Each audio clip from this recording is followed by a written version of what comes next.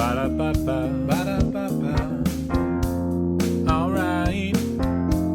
Promoter 101. Promoter 101. Promoter 101. Promoter 101. And Promoter 101. Promoter 101. Promoter 101. Promoter 101. Promoter 101. Hey, this is Mike McGinley. Troy Blakely. Mitch Rose. Peter Katzis. Mike Hayes. Tony from APA. Vince Bannon. Sean Healy. Steve Rennian. Rick Canny. Sam Kinkin. Rob McDermott. Happy to be here on Promoter 101. Promoter 101. Promoter 101. Promoter 101. It's Promoter 101. Happy episode 40 to all of us. I'm your host, Dan Steinberg, but feel free to call me Mr. Steinberg if you like, or simply Steiny. Whatever works for you. Joining us once again to co-host this week's episode, the charming and attractive manager to the stars, Luke Pierce of the Works Entertainment family. Welcome, Luke. Hey, Dan, I am thrilled to be back on the podcast for the milestone 40th episode. A big congratulations to you. It only seems like yesterday we joked about the concept of starting this podcast, and now look at us. Yeah, well, anyway, what a show we have in store for everybody this week. We're going to be kicking it off with some icon managers, Andy Gould and Rob McDermott, talking with us about managing the careers of many rock gods. And then later, we're going to be joined by ICM Partners Mike Hayes, who will drop in to give us a taste of what he's excited about, from newcomers Blossoms to rock legends Bush. And we'll take a look behind the scenes of building a successful conference with SF MusicTech's Brian Zisk. Finally, we'll be joined by VenuWorks Marketing Booking Analytics Manager Krista Dunn for 3 questions. Hey, it's David Marcus from Ticketmaster. Get your tickets to hear me on Promoter 101. The second leg of the Promoter 101 World Tour kicks off this September at the Western Arts Alliance Conference in the Emerald City. Seattle, kicking it off in our backyard. We'll be recording the Promoter 101 live with the Triple Doors, Scott Giampino, and ICM Partners, Andrea Johnson. Beantown, you're on deck. We're coming to the Berklee Popular Music Institute in Boston on Thursday, October 12th. We're working on some great guests. And be sure to check out all the goings-on at the Berklee Popular Institute at berkeley.edu. Music City, it's on. I can already taste the hot chicken. On Monday, October 16th, we'll be recording live from the IEBA conference in Nashville. We're lining up some amazing guests for the taping. IEBA sold out last year in advance, so be sure to register early at ieba.org. And if you're missing us live, don't worry. Just keep up with us on socials. On Twitter, Dan is at The Jew, and I'm at W. Luke Pierce.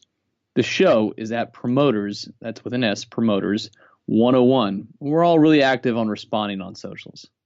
If you got something else on your mind, you can hit us up old school with that email. Hit us at steiny@promoter101.net. Promise a personal response to every email. And finally, we've been asking for it for 40 episodes of Promoter 101.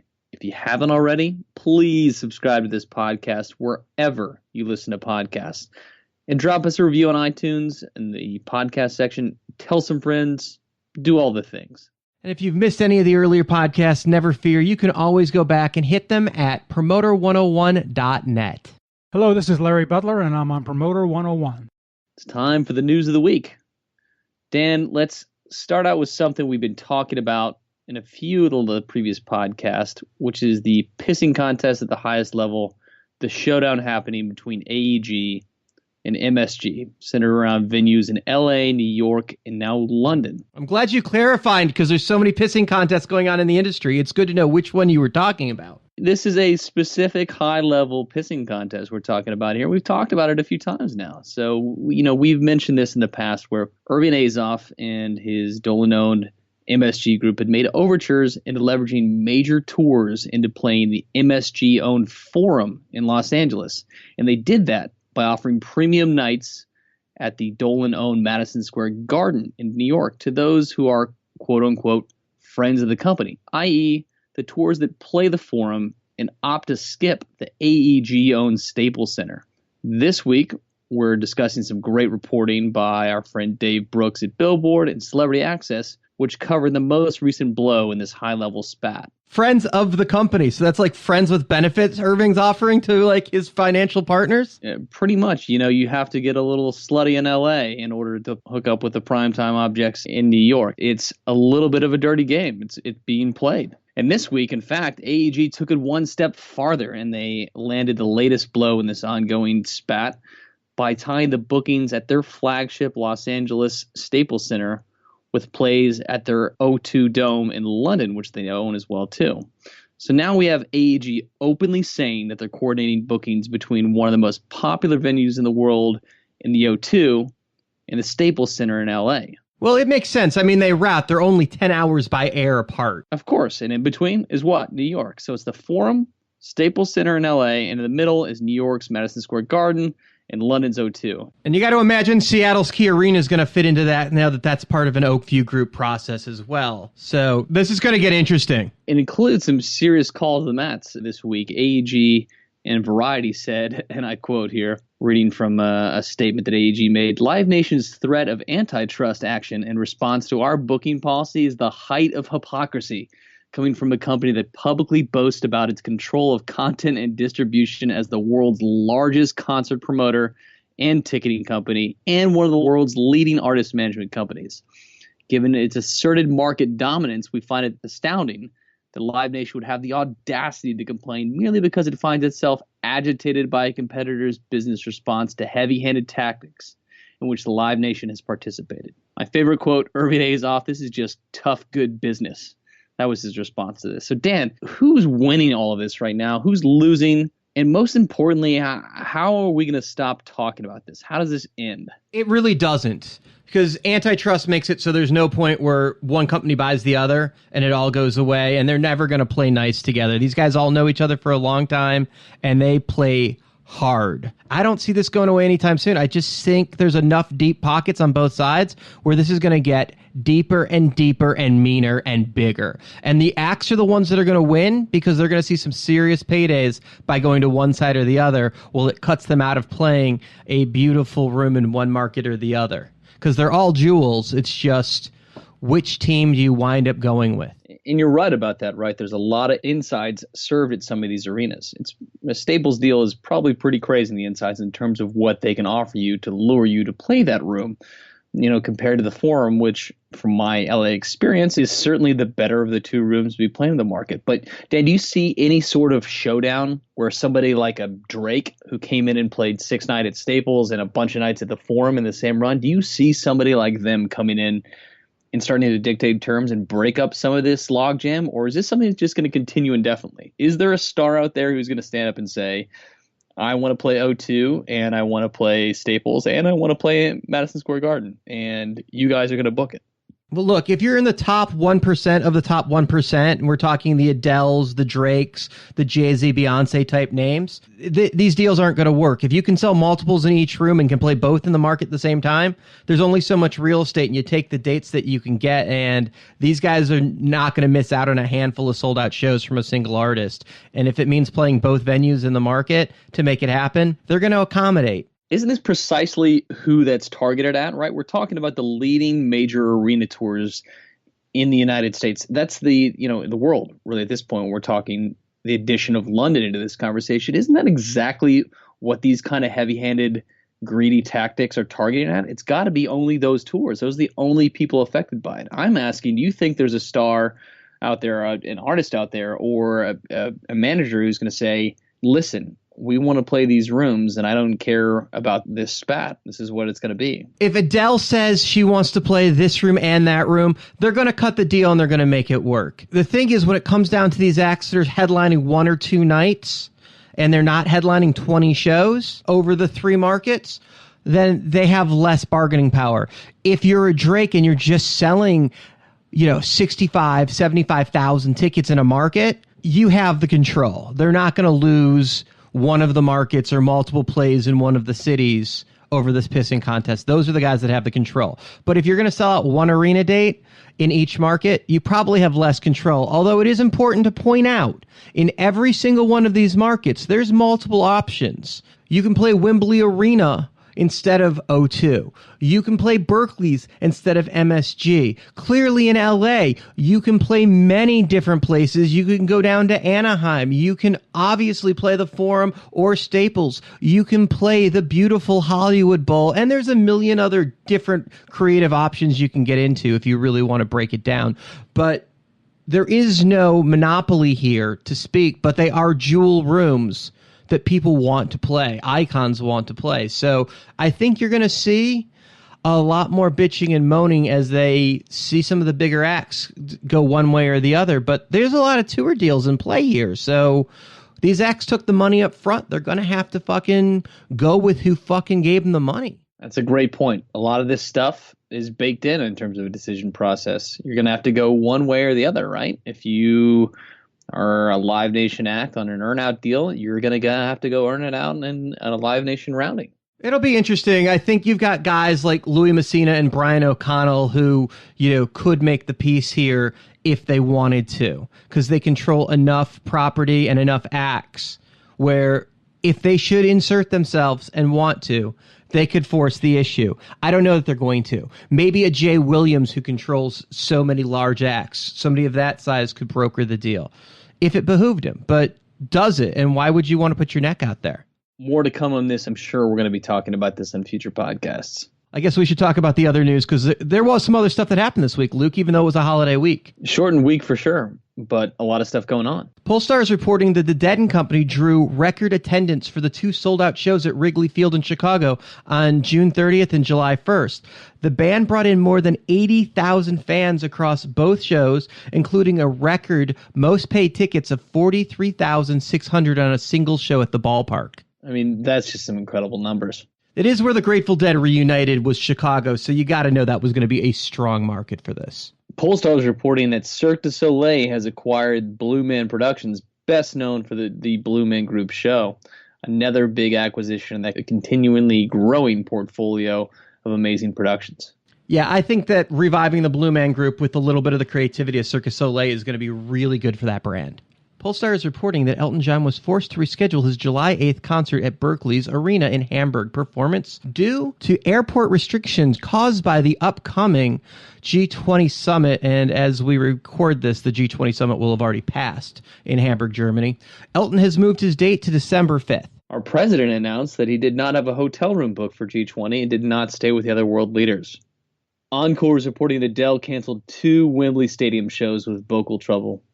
The British singer canceled the final 2 shows of what she may hint to be her final tour on doctor's orders. She said, "On medical advice, I am simply unable to perform over the weekend. To say I'm heartbroken would be a complete understatement. We're wishing her a speedy recovery. Hope everything's intact." Okay, you got to hope that she comes back and does more, but clearly she was working overtime those last 2 years since that album broke. Maybe too many performances, so maybe she goes into Streisand mode where she just does hand-picked dates in the future. You got to hope she's not going away. She is an industry icon. I mean, she's up there with Streisand now, and you just hate to see stuff like this happen. This is not the first bout of vocal troubles. She's returned from vocal surgery to, of course, perform that really amazing performance of Hello before, and she's openly expressed that touring's not exactly her bag. She enjoys the record-making process, rather, but touring's just not exactly for her. So it would be a mighty shame to certainly go out on this note. I'm sure she'll find a way to make it up to fans. She's always been gracious in that effect of things, but it wouldn't surprise me that she takes even a reduced Streisand role where it's a very, very select looks in the future. It just doesn't seem like she is really all about that experience. We'll see what happens, but obviously vocal cords that the world and the industry need to protect, because if nothing else, just her recording is important. Billboard is reporting that the Oakview Group has announced the speaker lineup for their first ever Venues Now conference, set for July 12th to 14th at the Beverly Hilton Hotel in LA. Organizers expect 300 industry professionals to attend the invitation-only event. Speakers include Irving Azoff, Corin Capshaw, Doc McGee, Adam Kornfeld, Rob Beckham, Bob Rue, Bruce Exkowitz, Louis Messina, Jared Smith, and Andrew Druskin, just to name a few. Luke, did you get your invite? Mine must still be in the mail, along with my Sun Valley invite as well, too. Clearly, Promoter 101 didn't make the cut on this one, huh?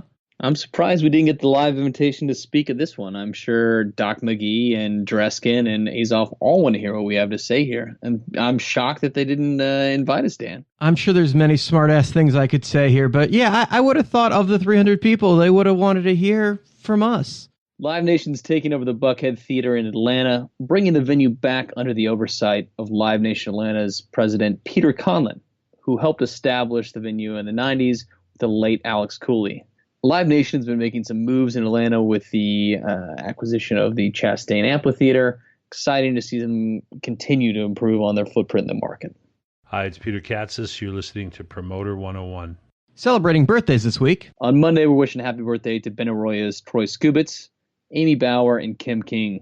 Tuesday, Tacoma Dome's Kim Badir, tour manager Soli Sullivan, Straight No Chasers Steve Morgan, Paradigm's Evan Perth, and William Morris Endeavors David Tamroff.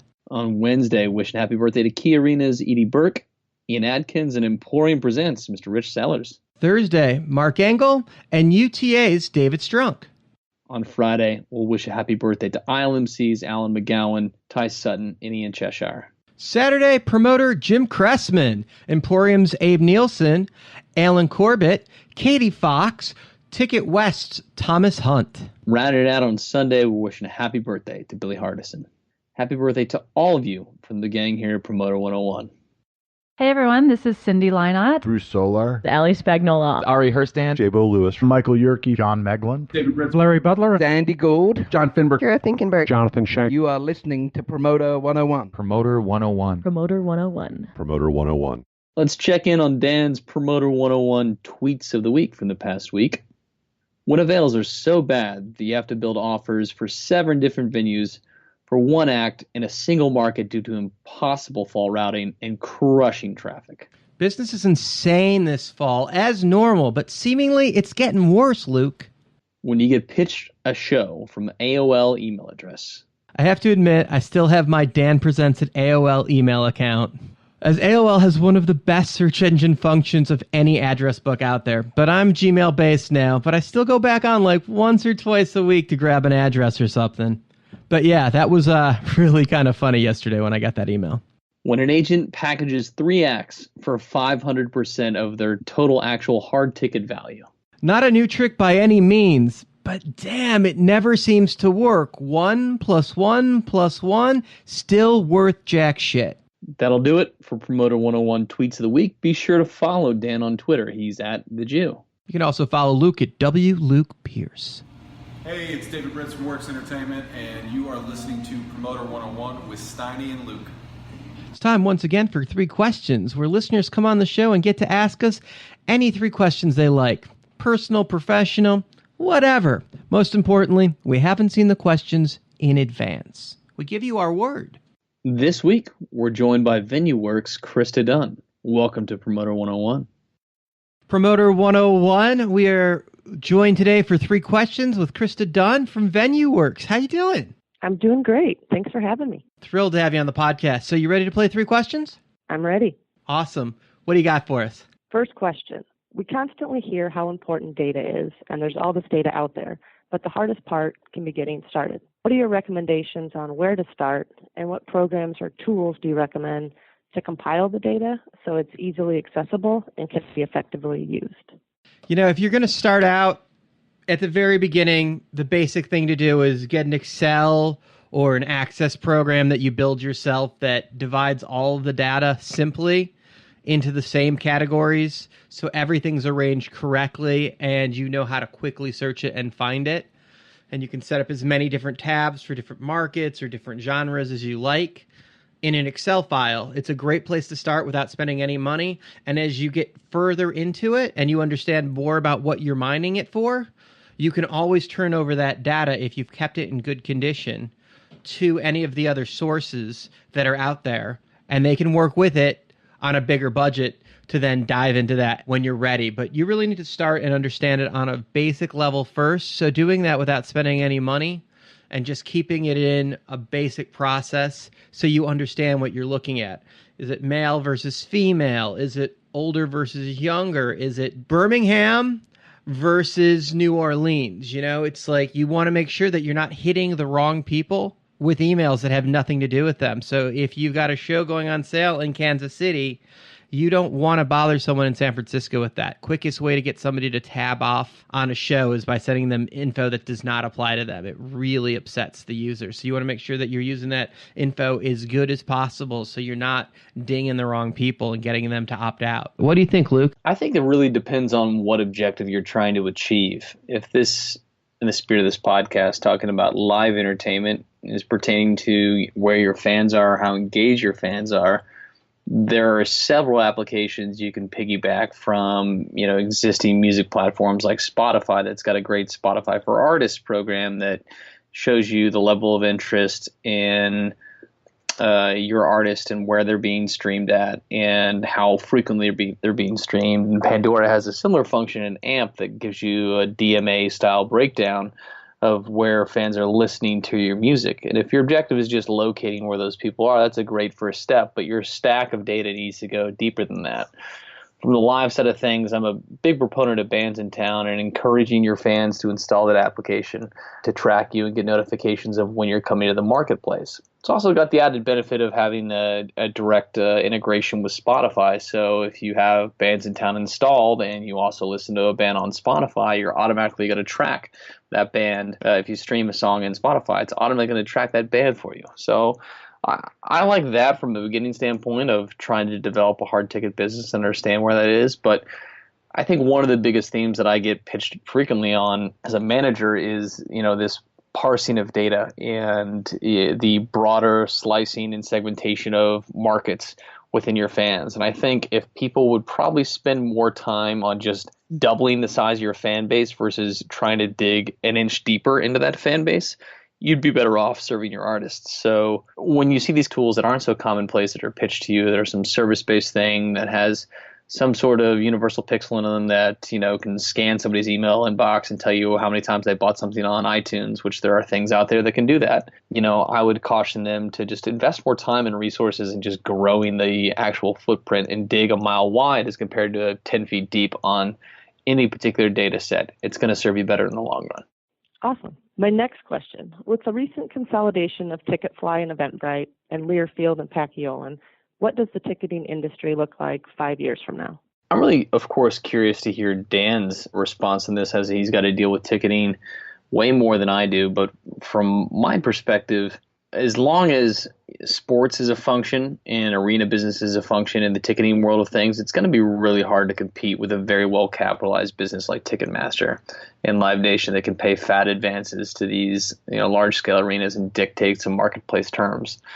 There's always going to be room for operators at a club level and, even up through some large festival things. But I think the core marketplace model of a near monopoly existing in Ticketmaster is going to be hard to break. And you might see some continued consolidation by smaller firms to rival and compete against that. But even the dream of Ticketfly of being this kind of DIY service that allowed some increased functionality to event producers, never really scaled to compete at a very large level with the fat advances that can be paid by a well-capitalized company like Ticketmaster. It's ostensibly going to be a near market monopoly for quite some time. One thing further I said to that point is I think the ticketing game will be very aligned with the agency game. And what I mean by that is the data agency game. I feel like everyone and their uncle is becoming an agency of data where they're selling me access to that information about folks. And I think that'll be a new revenue stream, certainly in Ticketmaster Blue, but I know Access is working on programs. I know that,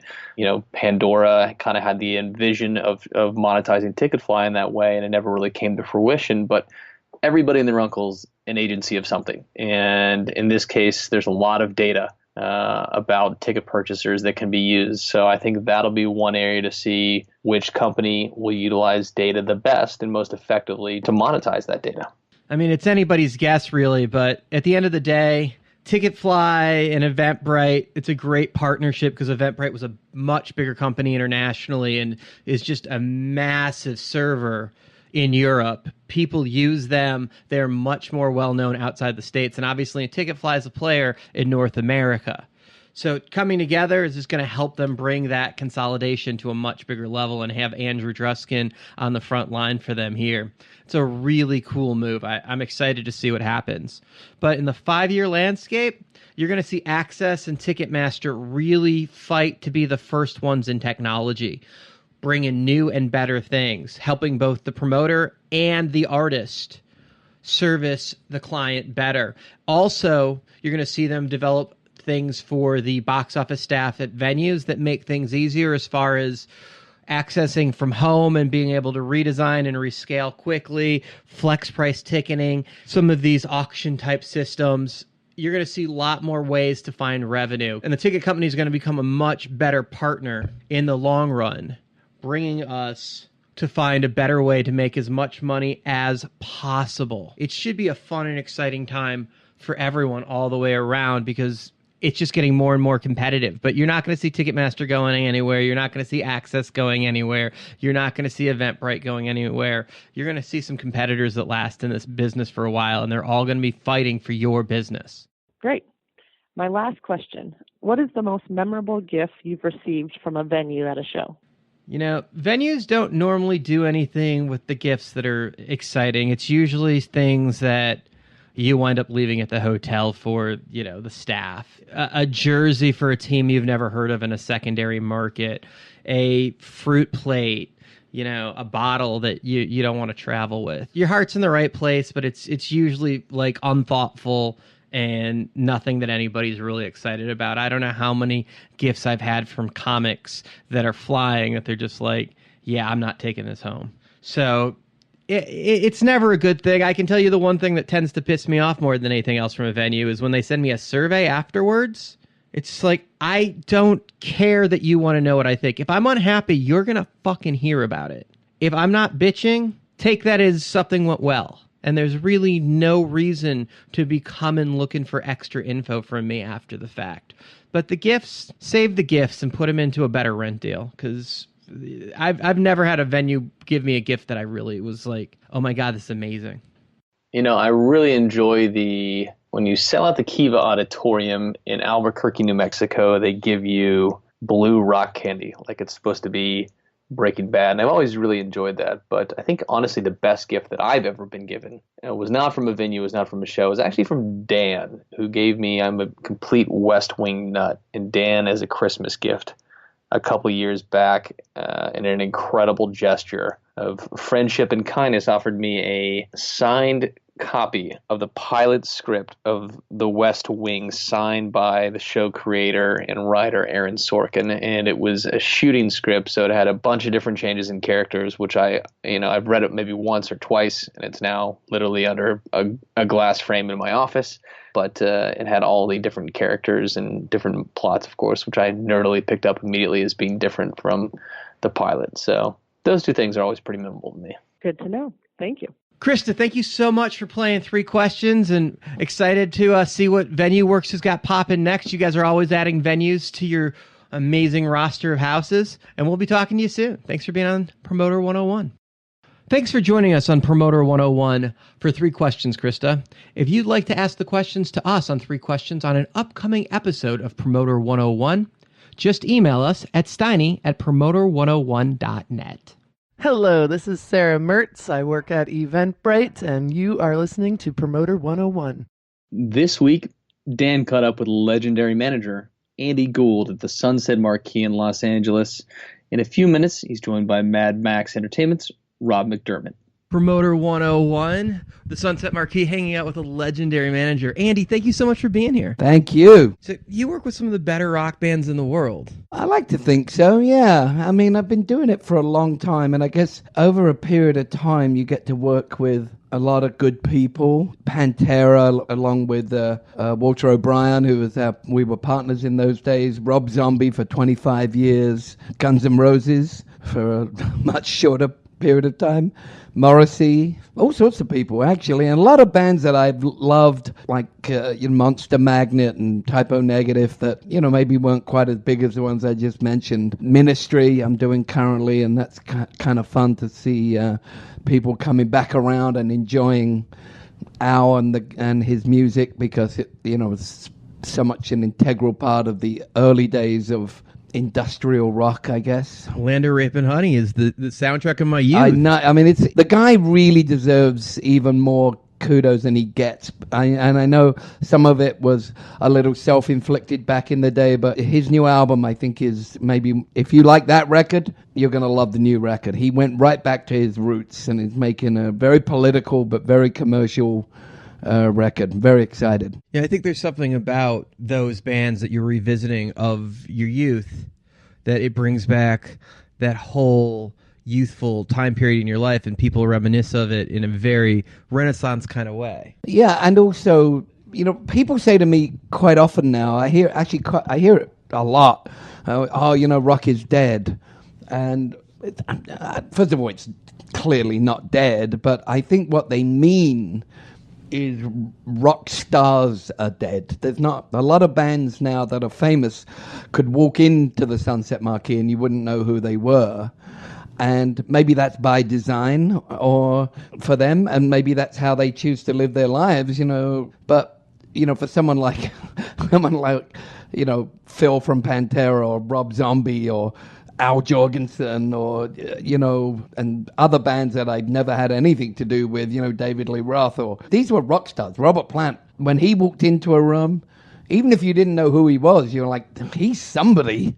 And so many of the new bands now are kind of faceless, which gives them a limited scope of how far they can go, because if indeed the radio stopped playing them, then what do they have? Don't you find that ironic, Andy, that you're saying that the bands of today, for the most part, are faceless, and yet we had so much less access to fans as the acts were developing in the 70s, 80s, and early 90s, because you looked at a J card, the CD case, or even an album cover, it was one picture, even if it opened up and there was an image inside. So you had 3 covers, max of art image that you could work with. But that's all you had. You're right. It's incredible. It's incredible. Opposed to now with the social media where it's everywhere. There are bands that have been literally shotgun blasted over social media that if they walked in here now, you wouldn't know who they were. Is that just because there's so much out there it becomes white noise? Or they just don't look like stars anymore. I've had this thing, and I've actually fallen out with my friends when I've seen bands walk on stage, and I'm like, which one's the band and which one's the roadie? Actually, I've always said Pantera started this look of 3/4 length shorts and black t-shirts. And that's what a lot of the new rock bands, they all dress that way. They blend in with the equipment. They blend in with the roadies. You have to remember, Pantera, there were 4 stars in that band. You know, Vinny is one of the great drummers you'll ever see. Phil is one of the best frontmen. My Heart Breaks. Dimebag was one of the great innovative guitar players, and Rex was fucking great too. And yeah, you can wear those kind of clothes, but there's so many bands now that they just all look alike. You know, sometimes I'll go to meetings with bands and I wear a suit and tie, and they go, "Why are you wearing a suit and tie?" I said, "Well, I'm the one who's not conforming. You've all got..." You're the rebel. I'm the rebel. You're all wearing shorts and fucking black t-shirts. I'm the one who's standing out. And they go, "Oh yeah, I never thought of that." You're at Red Rocks, White Zombie, Pantera. This seems like, for a mosh pit crowd, the most dangerous possible place you could book this show, and yet historically, epically cool. How risky is like putting that show on that slope with all of that rock? The only time that I have personally been a little scared, and really my partner, Walter O'Brien, did Pantera, even though we all did it together, is we did a Pantera Slayer run. And Pantera and Slayer, I remember we played downtown at the Shrine, and I was like, I think someone's going to die here tonight. No one did, but they certainly gave it their best shot. It was really crazy. The White Zombie Pantera tour was just epic. We did, you know, a lot of people, and White Zombie was really just, you know, kind of getting into their stride as one of the big bands. And Pantera were always one of the big bands almost from day one. And, you know, it's funny, I'm not sure who's listening to this, but maybe there's some young people listening to it. You have to remember that when we saw Pantera, the same as a bunch of other bands, there was no record label, no managers, no one really. You know, you can sometimes still walk into a place and see greatness. Talking of greatness. Oh, no. I didn't know they let anyone in here. Talking of greatness, Rob McDermott just walked in. So I can't take credit for Linkin Park now. He's here.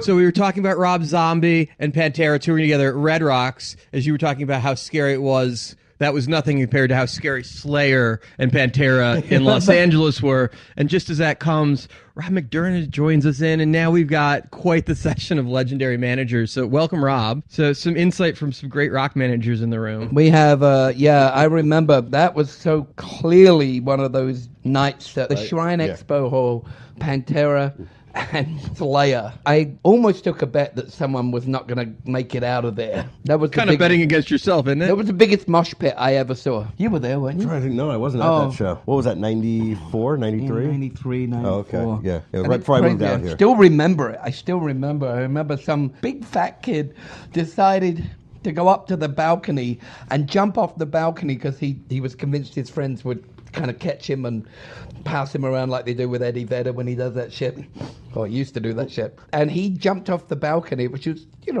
at least a story high, and all his friends just ran and scattered. And even above Pantera's, brutal noise attack, I heard him hit the floor. I literally went boink, and I turned to Walter O'Brien. I was like, he's dead. But he wasn't. He got up and went back in the mosh pit, which shows you the true healing power of Jack Daniels. I can feel my insurance rates go up just listening to that story.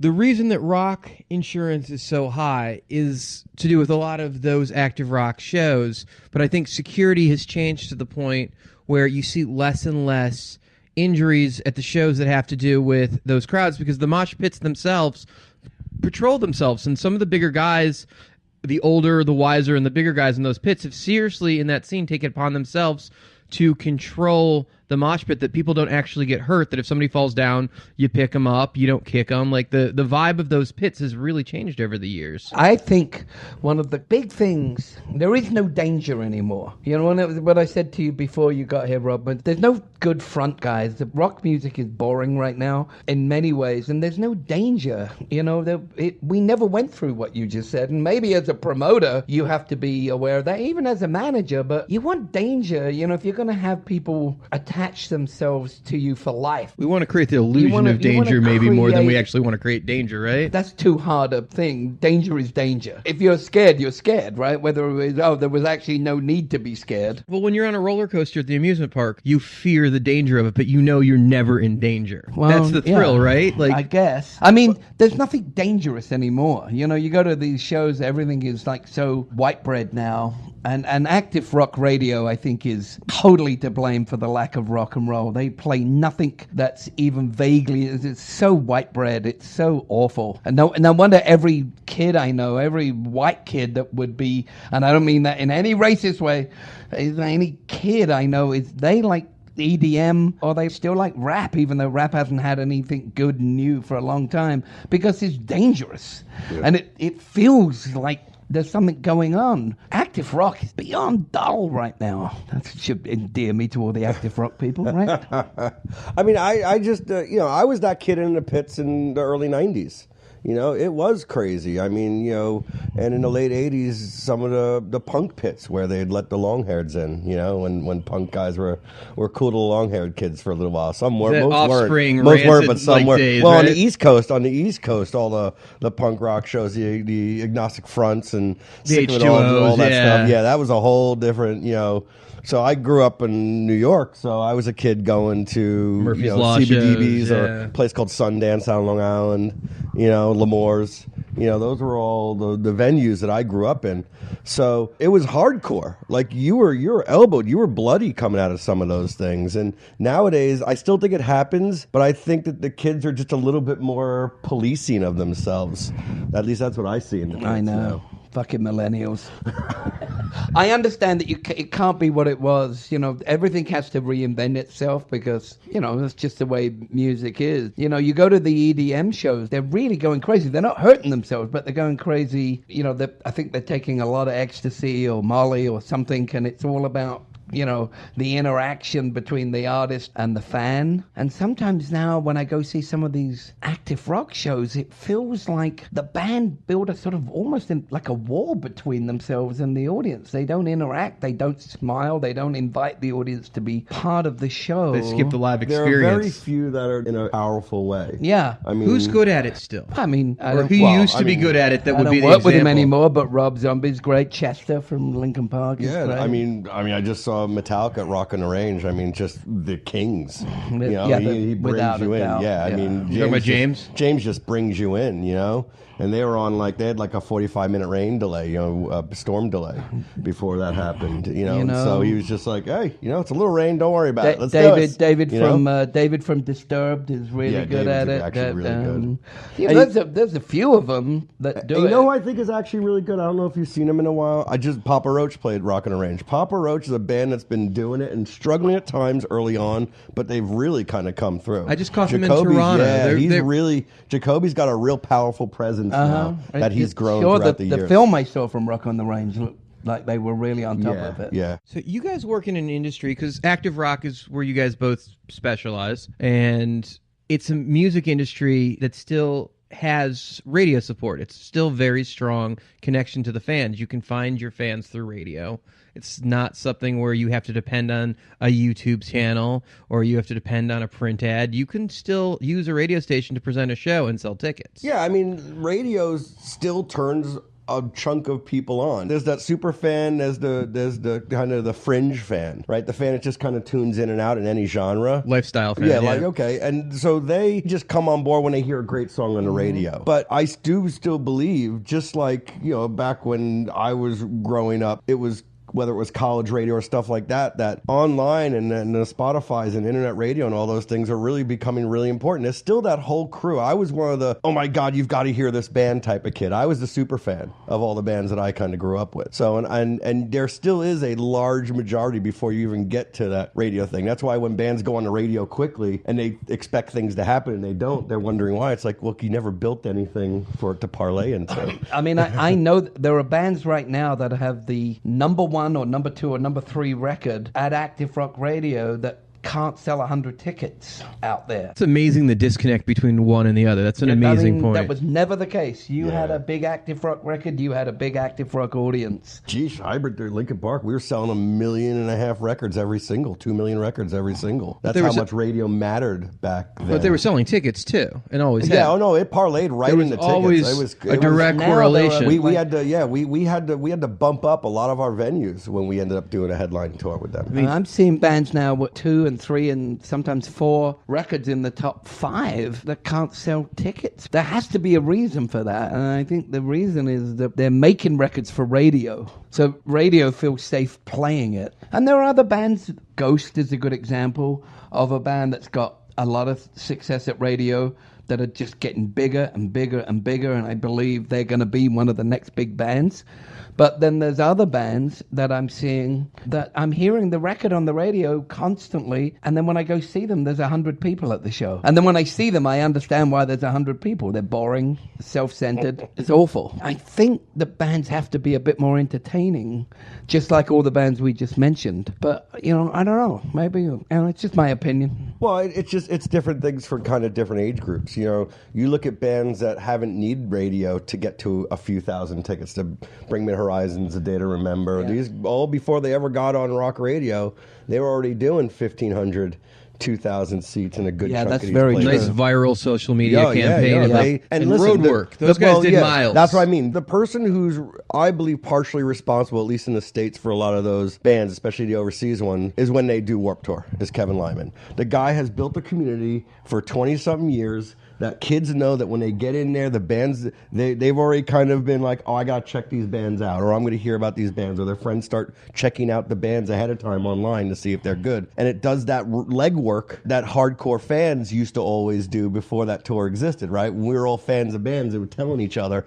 Now there was a whole community that was kind of bringing it together. Sharon was doing the same thing with Ozfest years ago. Absolutely. That was a community. You were able to Reese did it with Mayhem. Right, you were able to break bands. Warped Tour has all these different genres under that kind of scene, as they call it. You know, Ozfest had a whole bunch of genres of metal under that one type of thing. Mayhem was starting to do that early on, then they broke it off a little bit, and I think that's a little bit of the problem. But, you know, you've got to keep all the different pieces of the genre in there, because, you know, I found this out on Ozfest. A Slipknot fan may not have liked Linkin Park at the time in 2001, but his girlfriend sure did. You know, the Slipknot fans flipping off Linkin Park, you know, from the audience. His girlfriend's like, yeah, you know. So you don't know what you're going to have. So you need these community-based tours. You know, that's why Rock on the Range, all these things that Danny Wimmer Presents is doing, they're great for the community. It's the only way to keep community alive. Yeah, I agree. And I don't want to pick on any one particular band, but I'm going to, because it's not worth it. And I like these guys, and they're cool guys, but I remember having a tough time we'd have Rob Zombie in the marketplace, and we'd have, you know, 5, 10, 15,000 people seeing him, but I couldn't get him on the radio. And I'm like, well, what is on the radio? And I'd turn on the radio and they'd be playing Saliva. Okay, band, no big issue. But so I'd go see Saliva at a club, there'd be 200-300 people there. And I'm like, it doesn't make any business sense.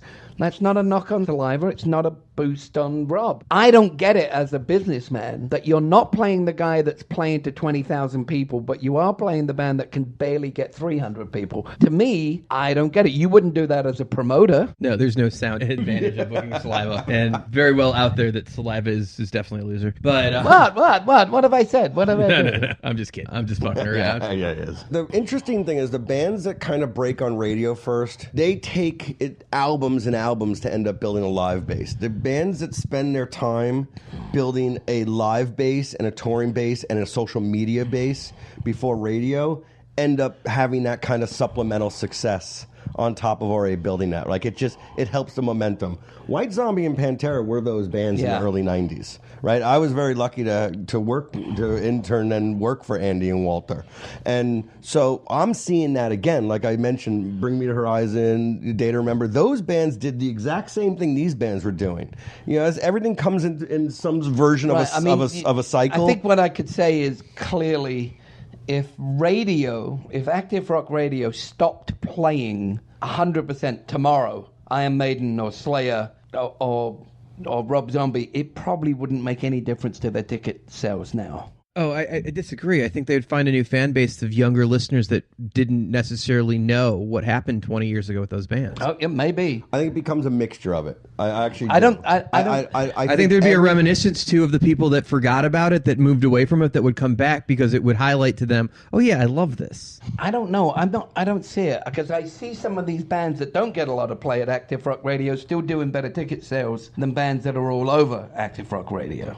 I think if you went back and looked at the AAA playlist for last week, and because of the U2 tour on the West Coast, you would see that it was dominated by U2 music like it hasn't been in years. And because they went out and played an album that was 30 years old in its entirety in stadiums, and it reminded people about how much they love those songs. And let's talk about U2 for a second, shall we? If there's any band I'd want to manage, and I'd actually manage for free, it would be U2, because they have such a bug up their ass about being relevant. And all you two need to do is take a leaf out of the Rolling Stones book. Just go out and play. They always have these crazy, massive shows that if you're not sitting right in front of all the screens, if you're sitting on the side, you can't see it. You know, when they played on Jimmy Kimmel last night, it was just them playing. They are one of the great rock and roll bands, but they always have to have these crazy productions. Actually, they simplified this time. It wasn't like the Zoo TV tour where they had all that crap everywhere. I mean, even the last tour I saw with all those wraparound screens. Yeah, but this time it was more like the Desert Trip show where it was one huge video wall. Yeah, just no play. Roof,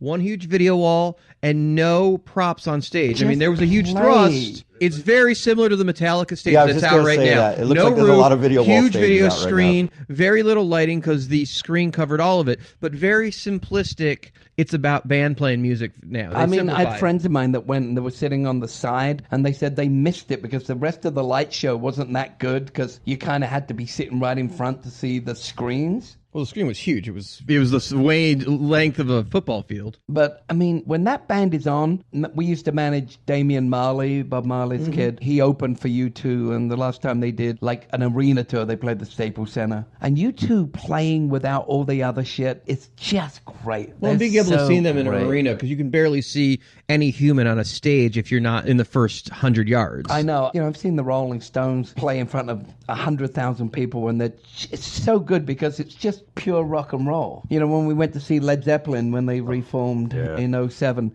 it's just these four guys playing great music. Oh, the show at O2, the reunion show? Yeah, it was amazing. So there are a couple of genres of music that still work on radio as the world has moved to this digital format of going through Spotify and finding it through YouTube and virally. But you still have country radio, you still have AOR radio, and it still works with pop, CHR for the most part. But you can still sell tickets in that format. Does it matter if the station is airing your album, if it's the right station that fits the rest of the acts in the same genre to promote the show? Do you need them to be airing it to involve them? I mean, I think now we've got this crazy world of that you can get to your fan other ways. I mean, I know all the reports that come out that most people get their info from terrestrial radio, but it keeps shifting the numbers. But I see I've got a country act right now. I've never had a country act before. And Who's the act? It's a girl called Carolyn Jones. And she's got this crazy great record. She's self-funded. She put the record out herself. It's great. And just being in the country, going down to Nashville, is so much like the old rock business. You know, they have a real connection with their fans. Radio's important, but it's not the be and end all of everything. Well, that seems like a genre that radio is the end-all be-all. If you don't break radio in country, that you're not worth anything more than a club. No, I don't agree, and I tell you why. I thought that too. What I find is a lot of these guys out there, there's a couple of ways of breaking country, it seems to me, which is one, you're a songwriter in the Nashville community, and people know you as a songwriter. I was talking to a friend of mine over at William Morris. They have Chris Stapleton, who I think is one of the great new acts, period. I don't care what genre. And 2 years ago, he was playing gigs that nobody really wanted to book for $500. But he was writing songs for a lot of other people. And most people were telling him, hey, stop having this crazy dream of being a star. You're 39, you're a songwriter, you ain't gonna break. But it's so authentic. What he does is so crazy authentic. I don't know that anybody's ever had a moment that was so distinctually clear on the moment he broke. Him and Justin Timberlake doing that song together. 100%. Like that moment on TV. Not radio. But he had to be big enough to get to the point where he was able to be on that show. Oh, good enough. Well, yeah, but he had already gotten to that point. Yeah. To be on a country music television award show at that level, you have to exist in some way, shape, or form that you're on everybody's radar. Not the mainstream crowd, but at least the industries. I think you're right. And I think in country, it seems like you're either down there and you're in the community and you write songs for other people, or you've done your time. This is really Zombie, Ministry, Pantera, Linkin Park, all your guys. The same thing. You had to go out. It's what Rob was saying earlier. You had to go out and pay your dues even though people were paying no attention to you. Do you think there's ever been a moment besides that in the history of music where there was one moment where it was like, this song broke this act wide open? Oh, I'm sure. I'm sure. I mean, hey. Because that happened I could tell you with Zombie, we were selling a bunch of records every week and we were moving up and moving up and moving up. And when Beavis and Butthead said, hey, Rob Zombie's cool, bingo, that really did make a difference. But we'd done the work beforehand because they also said other bands were cool that fell right by the wayside. Beavis and Butthead legitimized Pantera. But the same. That's so cool. White Zombie, Pantera, Ministry, they picked those bands, but they also picked Cycle Sluts and a whole bunch of other bands that didn't go because what the first set of bands did, they went out and worked. There's no way around it. I mean, yeah, I guess you can have a hit now and you've done no work, it just gets picked up by some radio station or some commercial decides to play it. Oh, there was a big start. There was the late 90s, early 2000s. There was a big run of bands that were just kind of getting thrown out there. But Yeah. that was, what you almost the beginning of what you were saying. The bands that you would barely play anyone, would barely go through anything and all that stuff. I remember, Columbia Records had this band Union Underground. It was Linkin Park's first tour.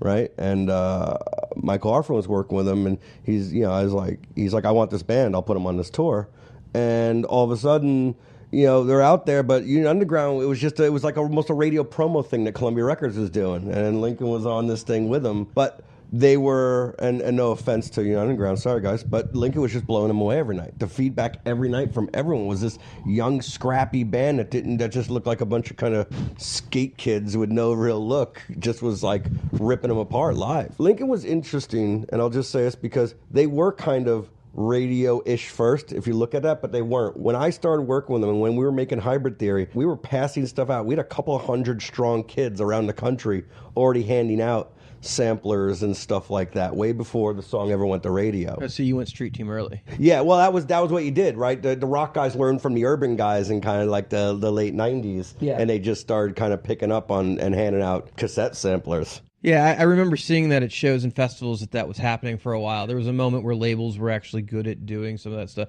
There was a very small moment between when the labels kind of died at supporting, like, developing and that stuff working, were some of those things where you'd see the street teams actually handing out samplers and being very active in them, spending money to introduce their music. And then the internet kind of came along as the support money dried up too, so they could get to the fans online. Well, the major labels can't afford to be in that business anymore. They have to do. The major labels are like the major film companies. The major film companies, for the most part, can't really make the indie films that win the Oscars every year. They have to go, we're going to make name a comic book movie. We're going to make a Wonder Woman movie for this amount of hundreds of millions and market it for another bunch of hundreds of millions and hope it makes several hundreds of millions back.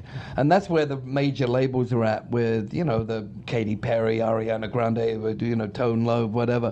They have to make huge investment and hope, one of the three come back, and they can't really afford to be in the rock business, which is why you're seeing a lot of good rock labels now. Yeah. The major labels have to just be in the major pop music business or maybe country business, or urban business. They can't be in rock and roll. It's not cost effective right now. So the landscape has changed over the years.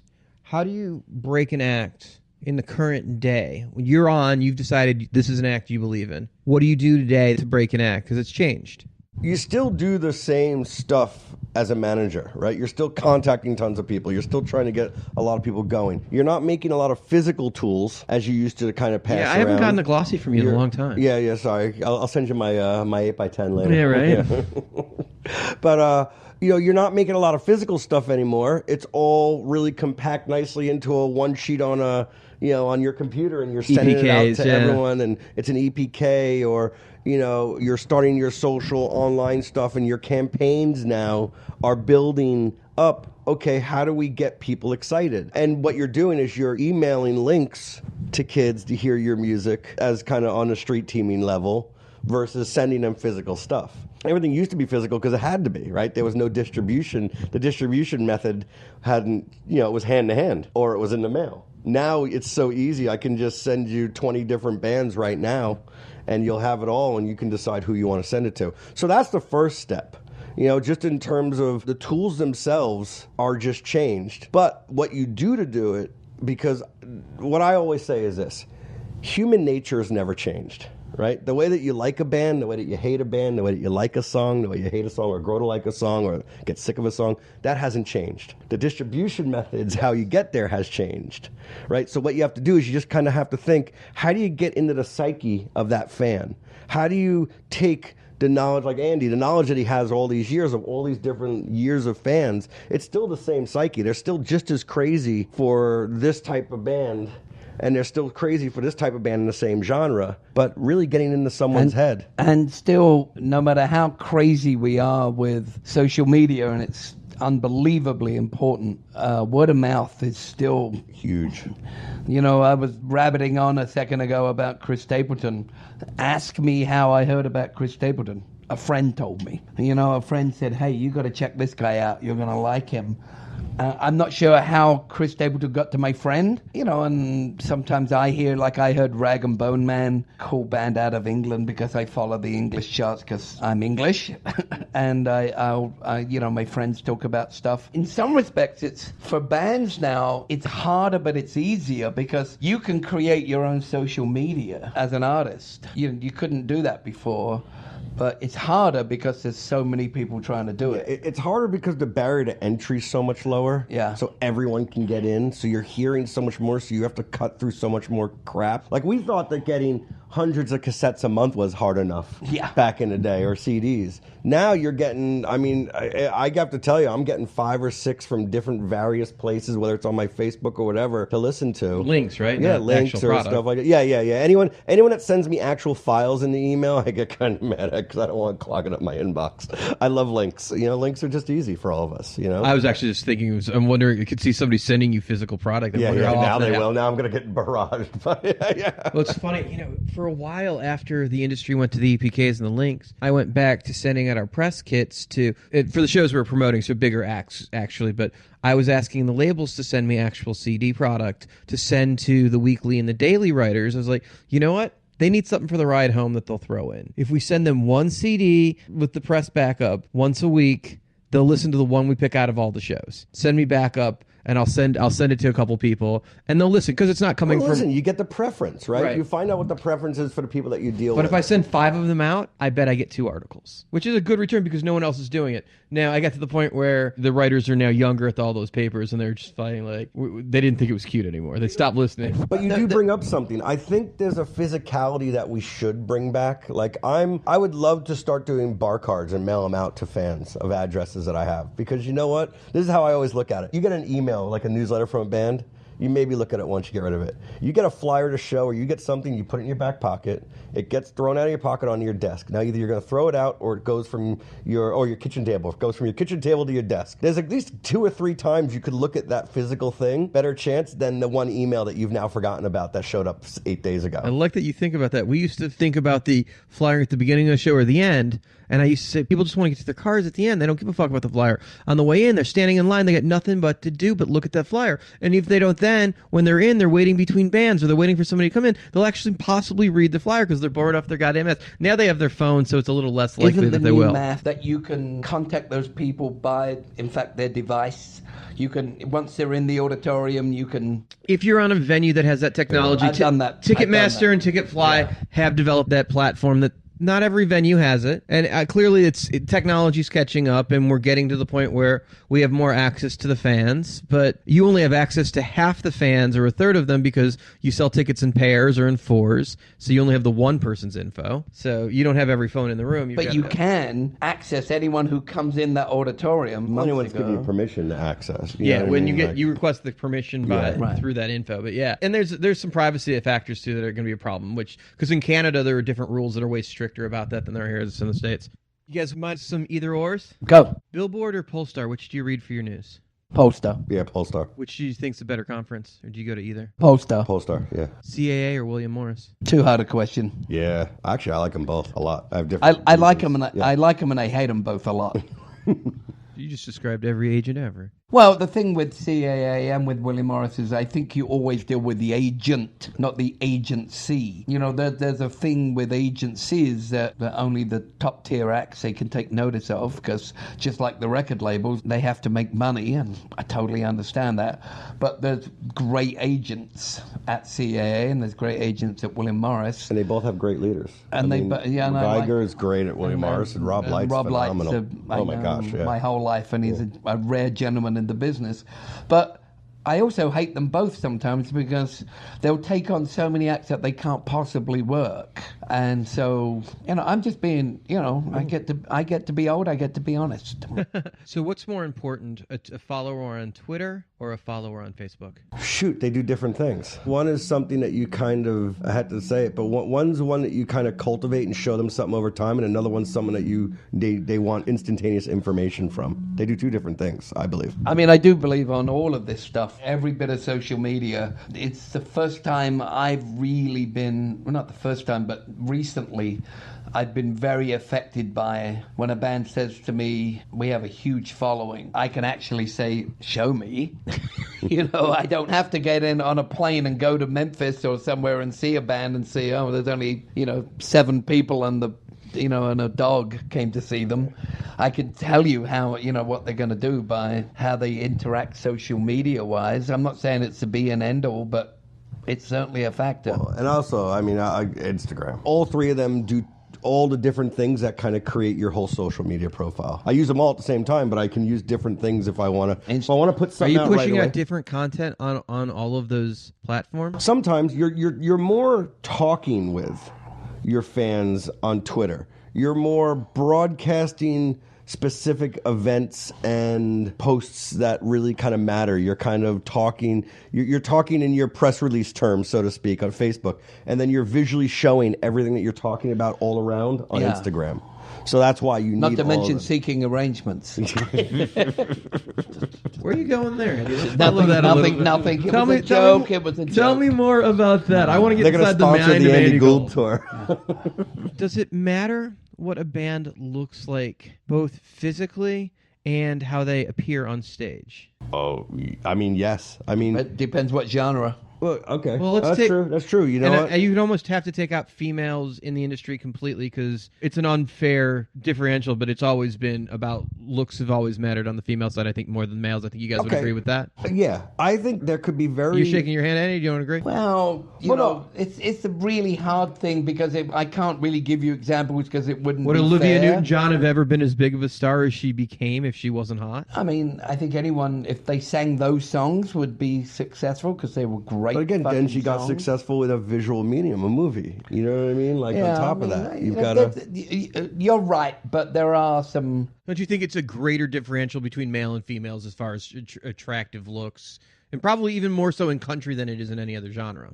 Because if you're a country leader of an act, you have to look like Dierks Bentley or Luke Bryan to get to the kind of level, or an Eric Church.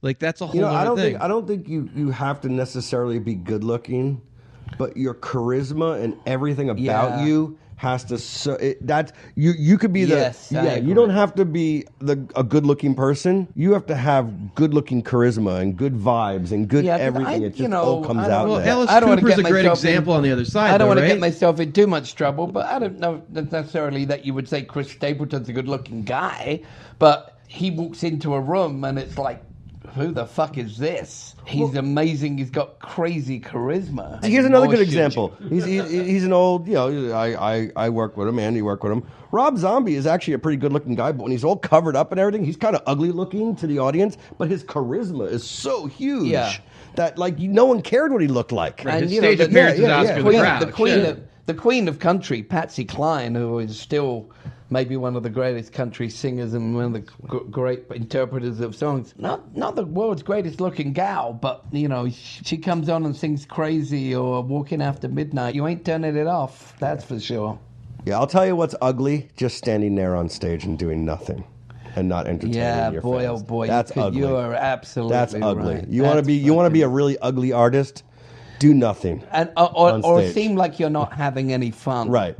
Which so many acts do right now. I go see these acts, I'm like, why do you expect me to have fun? You obviously are not having fun. I believe the term is entertainer, right? Yeah, it was a privilege to see me. You're welcome. Right. Oh, hey, listen. There was a whole era of that, I saw Oasis live. Yeah. I actually always wanted to like Radiohead till I saw them. Yeah.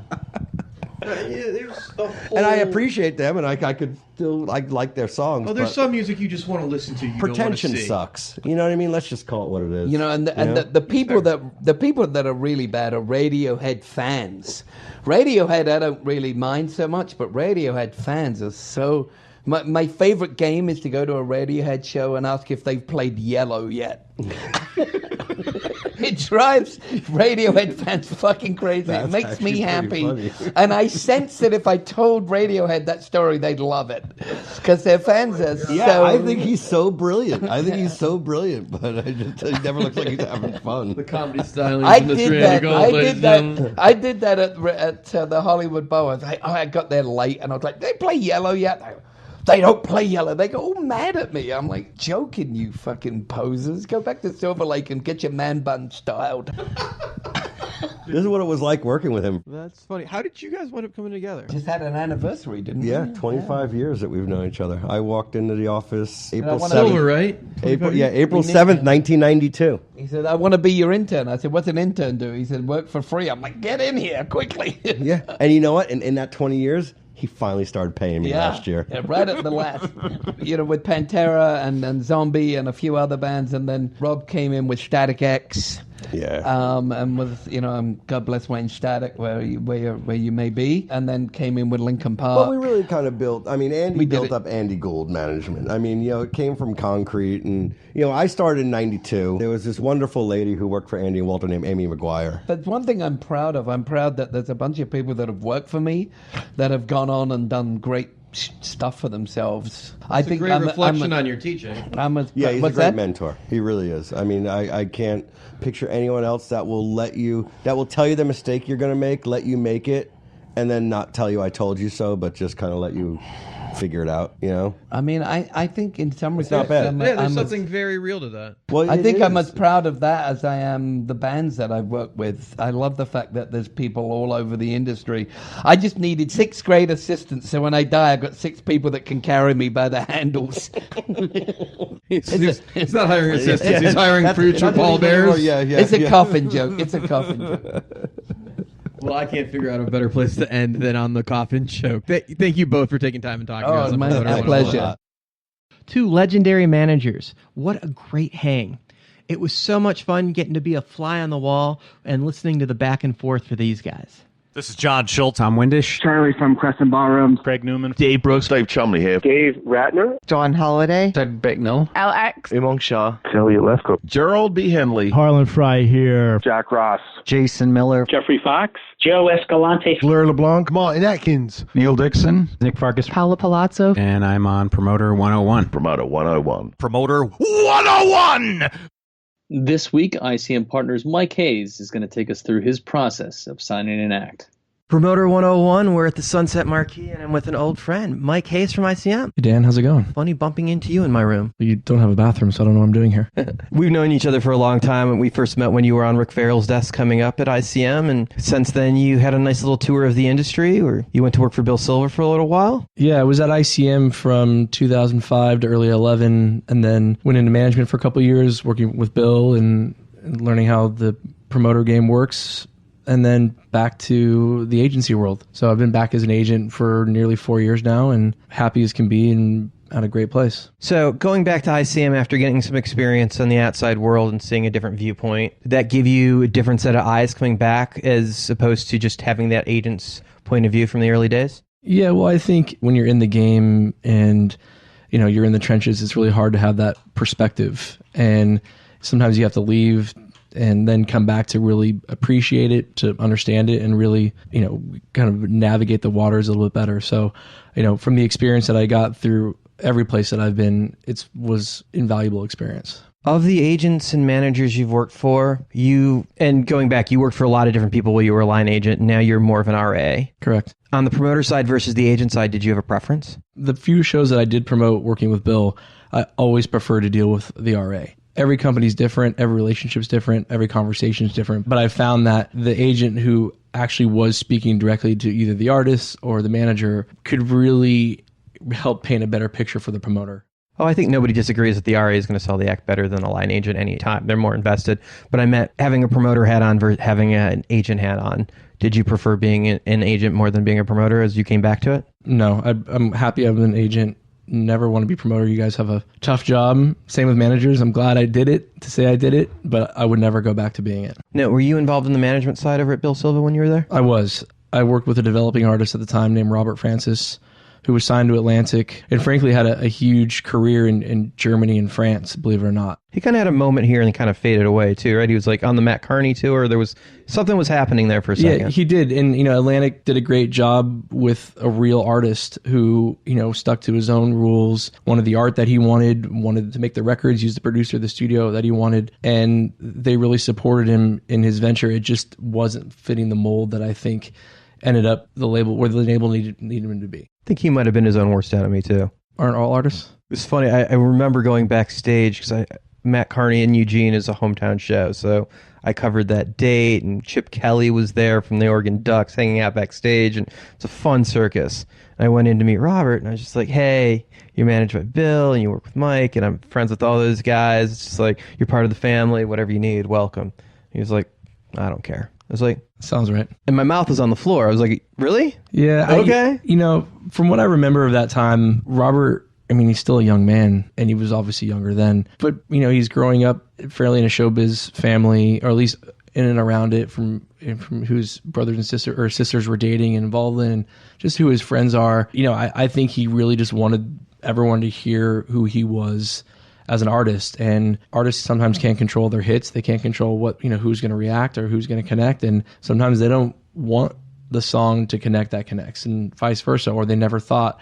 And I think he was just having to deal with that, in the moment on his own, really trying to figure out who he was at the same time in a difficult marketplace. All right, well, let's talk about your roster real quick, because you've developed quite a roster. Thank you. I work on everybody from John Bellion and Machine Gun Kelly and Bush to some awesome bands from the UK like Primal Scream and Ride and the Libertines. I've worked with Courtney Love for 4 years, L7. Feel really lucky to work with who I work with. Just all management, all the artists, and I really mean it. They're a pleasure to work with. I'm one of the lucky ones for sure. I'm not told who I need to book. I'm not told what my roster needs to look like, and everyone has just been, frankly, a joy. Okay, so some of the acts you book with are some of my favorite acts in the world. It's like Ride is yours, right? L7 is yours. Correct. It's really cool, diverse music, though. It's like English, like quietness to like punk rock angst. I grew up in the business where, I was a fish out of water at ICM in the beginning. We weren't doing, I don't know what it's called now. I call it guitar music. We weren't really doing guitar music. Steve Levine, who's the boss and runs the show, did an incredible job really building up, an AC department that was reliable, made great money, still does. And that kind of allowed us to have a platform to jump off of, to expand. Not only at the time, they acquired Marsha Vlasic's business, but, the urban department is just, shot to the moon. And for me, I was very clear on the business that I wanted to build and the artists that I wanted to go after. So, I had to get creative, and I had to, kind of almost dive into my own record collection to who I listened to and what I loved, to really have an educated voice when going after and designing a business. And, frankly, I would have to say that the guys in Ride, they really turned the tide for me at the time. We put them back together. The guitar player, was in Oasis for a long time, then did the BDI, and then Mark, the singer, was floating around. They all really like each other. They were all just at different points in their career from what I understand. And, the time was right to put them back together. And that was an amazing year, that 2015 for them. It's going to be a challenging process trying to put an act back together that hasn't played in a while. It is, but it's really helpful when they're all great guys, great management, and they still like each other. Is that a little bit of timing too, that they're ready to go back and revisit the hits? From looking back on it, I think it was all due to timing. The way that the marketplace was shifting, as far as a lot of the urban acts were populating the festival circuit in North America. People were looking for a bit of nostalgia, but real nostalgia, not like just a night out with the friends. It's like, hey, Ride were and are an incredible band, an incredible guitar band. If you're not familiar, anybody could just go watch them and think, holy shit, these guys are unbelievable musicians. They look great, they still rock, and they want it more than ever. And I think that was definitely a luxury of time for them. It all worked out. Are they going to keep working? Yeah, they have a new record coming out on Wichita next month, and we have dates in the States, all doing well. Few festivals, Pitchfork, Music Tastes Good here, and next year we'll expand it to bigger packaging and see where it goes. Okay, so ICM is one of the bigger agencies in the world. You guys are a top 5 agency. You got the film and TV division. You guys have got a contemporary department. You got the urban department. Certainly expanded when you guys brought Rob Princeton last year. Is it last year? Is it 2 years now? ago. It's been a little while. He left GTA for you guys, and that's obvious. That was obviously a big swinging bat to add to the team. You have been part of a new face of ICM too, where you're now youthful, bringing in guys like Meg White, Ryan Nagel. There's a whole new slot of younger agents that are swinging out. I mean, even Mitch Blackman, who's on the urban side, younger, excitable, live, interactive music. And that's a new thing for ICM. We hadn't seen that since the days of Andy Summers and Shelley Shaw and Brian Greenbaum running those halls. Yeah, that's like 93. That was a big gap for you guys being out of rock and roll. Totally. Well, I think you really have to tip the hat to the urban department with, Zach Iser and Caroline Yim and Mitch and, Dennis Ashley and Robert Gibbs, Jackie, all of them, Mari Davies, really the entire department is just crushing it. And, they've grown very fast in a short amount of time, and to be as nimble as they have been while building artists has really allowed for everybody else to kind of spread their wings and, develop, their own businesses and their own passions that maybe would not have afforded if they hadn't had success in just being a great department. Okay, so you guys have rebranded the company. You've got a new face. With that excitement and that power behind you of these mega urban artists on top of one of the biggest comedy departments in the industry. I mean, for God's sakes, the guy that's 2 doors down from you books the Chris Rock tour. Yeah. Ellen DeGeneres, Kathy Griffin. Spade, Jay Leno, on and on and on. And then the guy 2 doors down from him does Jerry Seinfeld and Celine Dion. It's pretty incredible to be around these guys and the experience and the knowledge and all the deals that they've seen and everything to watch out for. It's really just fresh. But like while you said, we have a new sense of energy, a new sense of, excitement within those halls. We have a new office space. We have just, it's almost like driving a new car. It's like you really enjoy coming to work. You really got that new agency smell. It does. It smells great. It looks great. The art collection, everybody from the top of ICM to... You're not joking about that too. Like the art collection's a big, expensive deal. It's a very big deal. And, they...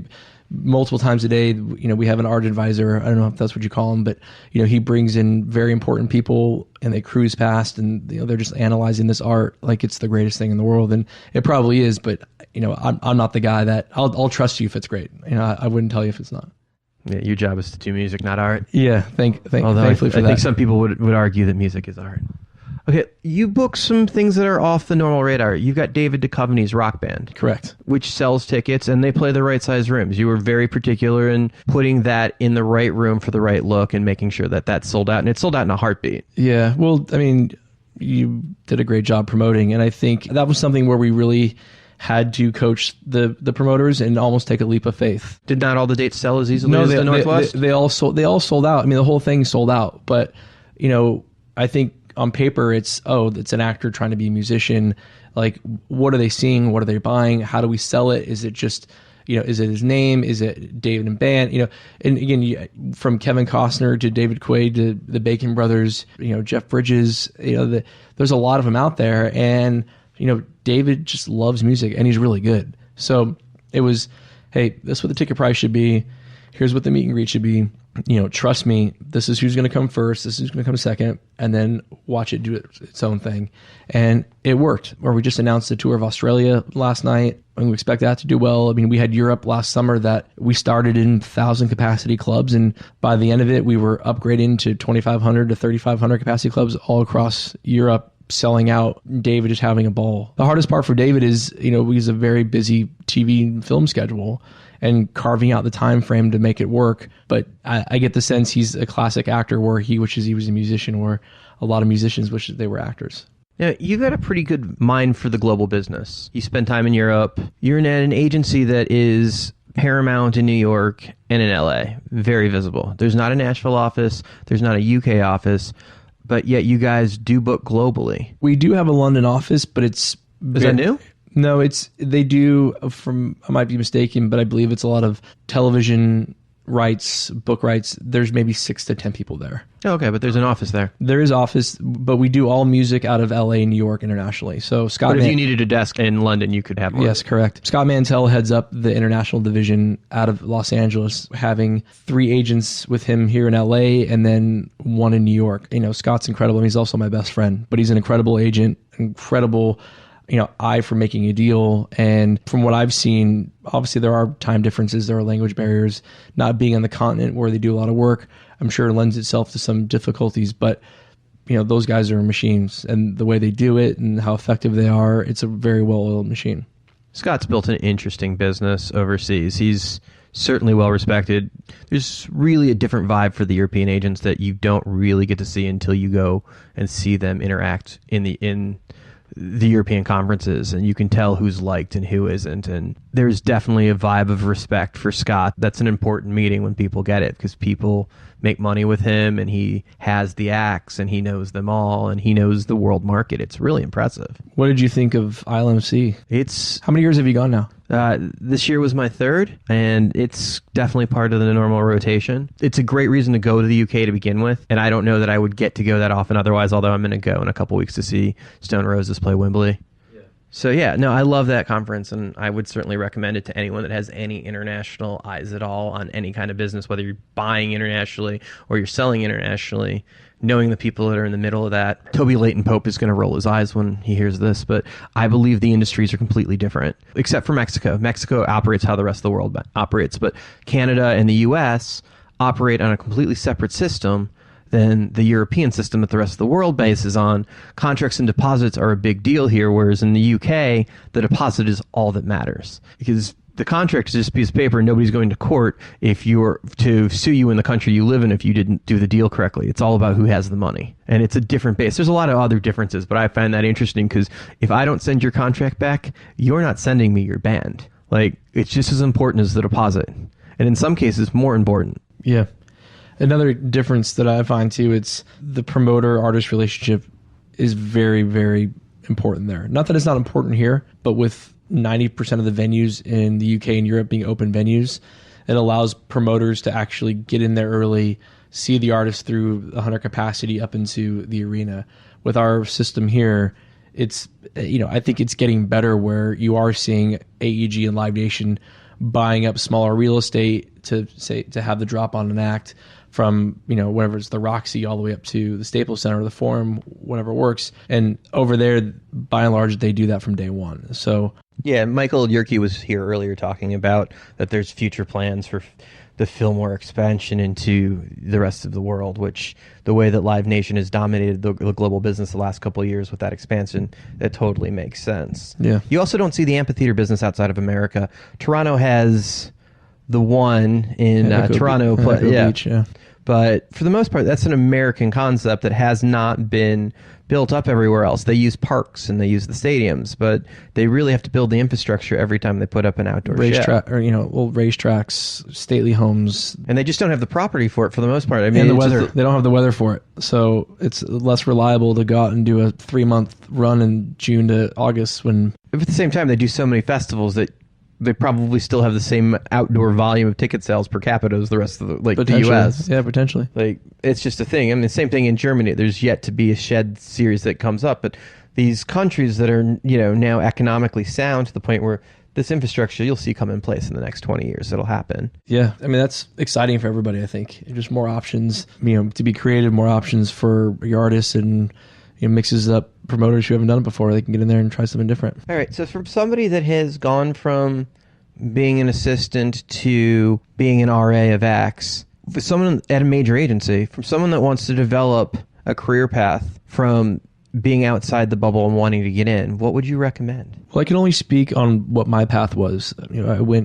I'm from San Diego, grew up in San Diego, went to UC San Diego. I was on the concert board, brought artists in, put on shows. For me, that was just always what I wanted to do. I got sidetracked a little bit after school, debating on going to law school or just having normal jobs. But when I had the opportunity through, someone I knew as an opening at ICM, really that was the best way. It's really, who you know, not what you know. And I was willing to kill. I was willing to do whatever I could to be there and have the opportunity. And thankfully, Rick Farrell gave me a job. And I'd like to think I made him proud and didn't let him down with the opportunity, because he had no reason to hire me.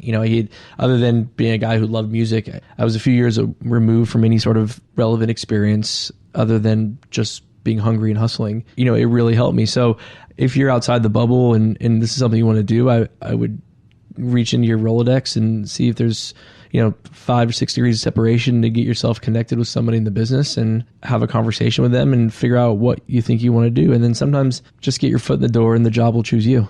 And I wanted to be in the music business. I didn't know if I wanted to be an agent. And then when I got into the agency world, I was like, well, fuck, this is awesome. I get to book tours. I get to hang out with artists. And yet you left to go be a promoter. I did. I did. Was that a moment of the grass is always greener? 100%. But I'm glad I did it because, it just gave me valuable experience in dealing with agents, knowing what it is on the other side, dealing with artists on the management side. It was a great hybrid system. How long did that last for you? 2 years. The time in Silva? 2 years, almost exactly. And it was a great experience. And then when I left to go back to the agency world, Bill was, as you know, Bill's a lovely man and was 100% supportive. He just wants to see people succeed and doesn't want anyone to be somewhere where they don't feel they either belong or give themselves the best opportunity for success. And he was like, as long as you're happy, stay as long as you want or start when you need, and we're good. Bill is super supportive, and the history of that is shown by all the people that used to work for him that have gone on to become the head of marketing at CAA or any number of other things in the world. But Bill has got a reputation for building careers, and you can see it all around the industry, the path of people that used to work for him that wouldn't be where they're at today without him. 100%. He's a legend. We have a great relationship. We talk, once, maybe twice a week. And, I've got Machine Gun Kelly out with Linkin Park on their arena amp tour this summer. And, that's exciting. And, Bill made it happen. Cool. Maybe they'll do like that hybrid with Snoop Dogg and they'll get to record an album in the bus or something. I think Snoop's on a couple of the dates, so it should be exciting. Awesome. If somebody wants to break in and try and get you to book their act, what are the things that you're looking for to take them seriously? I have to like it. I have to really like the music. I'm lucky enough, as I said earlier, where I truly love my clients and the music they make. I'll get in the car and I will listen to John Bellion. And I will listen to the arrangement of one of the songs and think, God, man, how does he do this? He's incredible. And then that makes me call or text his management. I'm like, hey, how is John today? How are you guys? Again, the same with Machine Gun Kelly. He just put out a brand new album and the album is unreal. And there's some tracks on there that really blew my mind and it was very surprising. And I talk to MGK, direct a few times a week, and he loves the feedback. He loves talking about music. He loves knowing that someone on the other side of the phone really cares about the art and is also fighting for him tooth and nail for everything.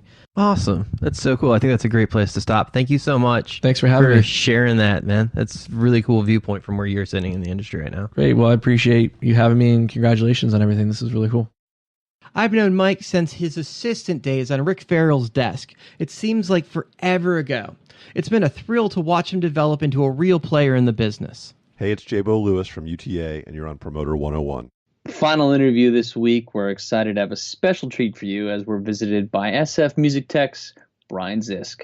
South by Southwest, we are joined by Brian Zisk, Promoter 101. Thanks for being here, Brian. Thrilled to be here. So, SF Music Tech, and now Maui Music Tech. Maui Music Tech, even more fun. Man, I can't wait for you to do another one of those. You just got to move your dates so you're not on top of Aspen. Yeah, will do. I'm all about that.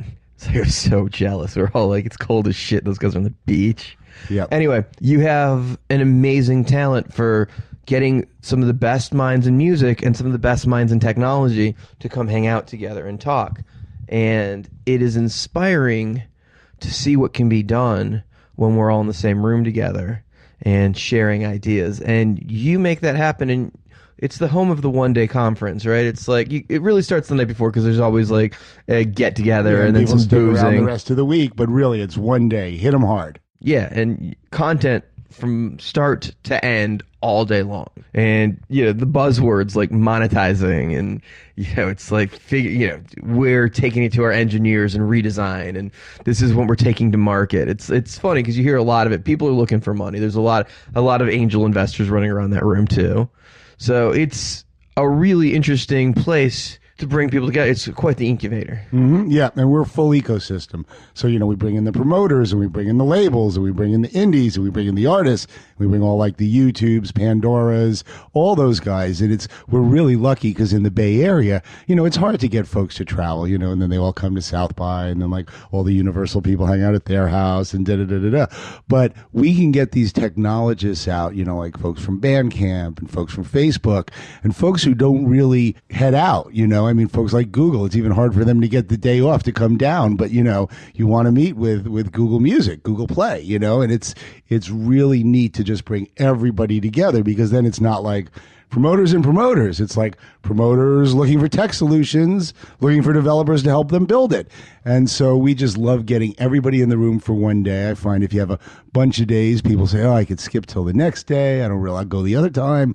But by doing it in one day, everyone just jams together. And it's like the more people bounce off each other in a tight situation, the more good things happen. It's a fun atmosphere, and I like sitting through the panels because I learn stuff. I'm not the biggest tech geek in the world. So in the room, I'm probably one of the least tech savvy. You're doing okay here with this podcast. You know how to reach out to people.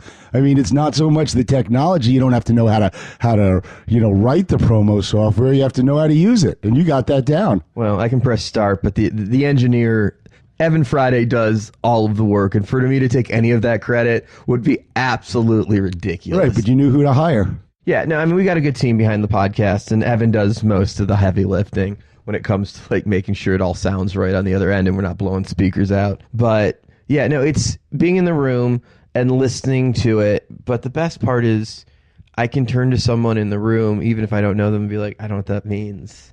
And people are usually actually pretty cool about like, that means this. It's the long word for CD-ROM. Well, showing. We try to get really awesome people in the room. We try to keep the dicks away, and it's people are really supportive. I mean, because my thing is, how can I connect people? How can I help people? And that really rubs off. I don't see it as a zero-sum game. I see it as we can all build on each other. It's like fire. It's like love. It's like the more there is to go around.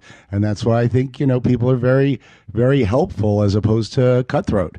It's an interesting experience. I'd not spoken at the conference until this year, and it was an interesting group of people that you put me together with. I'm a huge fan of Jake Schneider, and it was kind of funny because I realized very early that if need be, me and Jake could just bat the ball back for an hour and it'd be all right. And I didn't know the other two women that were on the panel, and Lori and me have become fast friends. Yes, she's got they're both spectacular. Claire Parr, who does Live in the Vineyard, and Lori Kirby, who does Fest Forums, and you and Jake, of course. Yeah, that was an awesome panel. Yeah, we had a fun day with it, but it was funny. It was like an hour before the session. Like Lori was moderating. I was like, "What are we gonna talk about?" She's like, "Yeah, we're gonna go have lunch and think about it." Like, "You're gonna go have lunch now?" I was like, "We got 40 minutes." She's like, "Yeah, we'll let you guys know. We'll let you know when we get back." And then Jake walked in. He was just like, "We got this."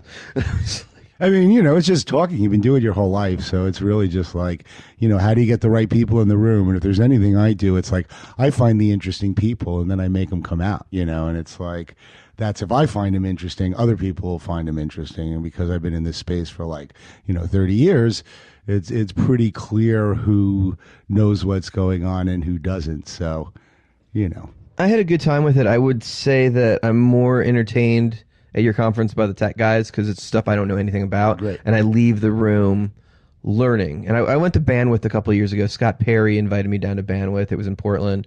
And I spent 2 days there and did not, it's like I just don't understand. But met Ted Cohen for the first time, who's become family to me. And wandered around and talked to some of these bigger minds in music that really are nerding out to technology.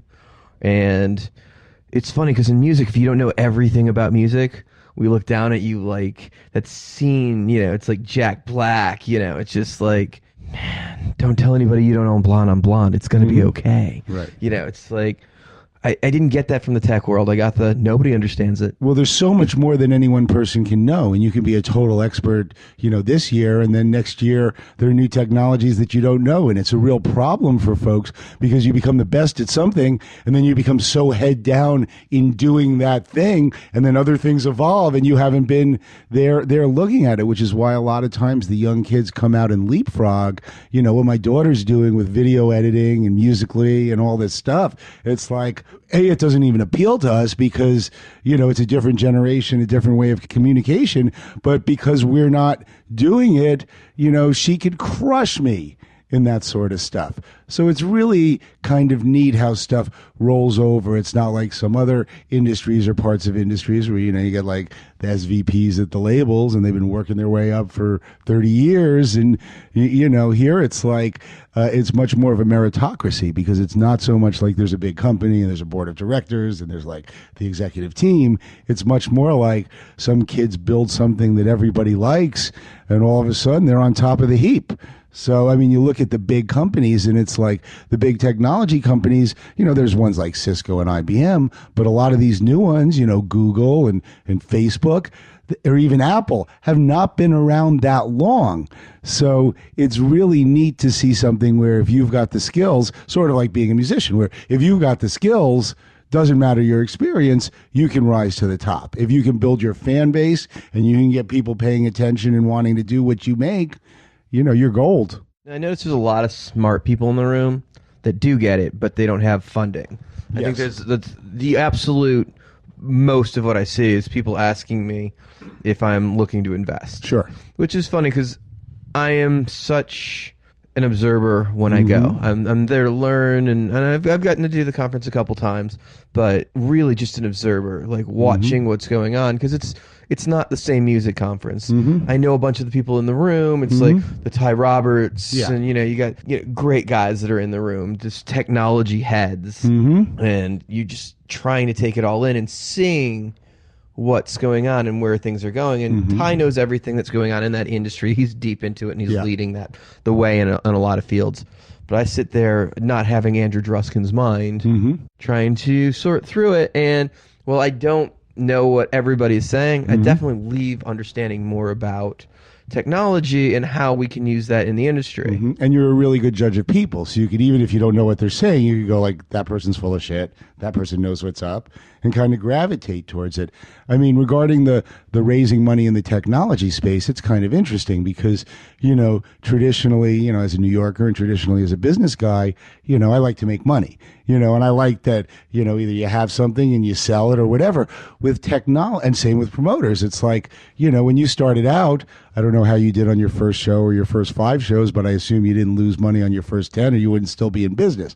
Whereas if you're doing something in technology, it's like a lot of times you need to build something to a certain point before you can even see if people are going to use it, before you can even see if people are going to, as a promoter, a lot of times, I got a credit card, boom, you put down your deposit, you're not that out of pocket right to start.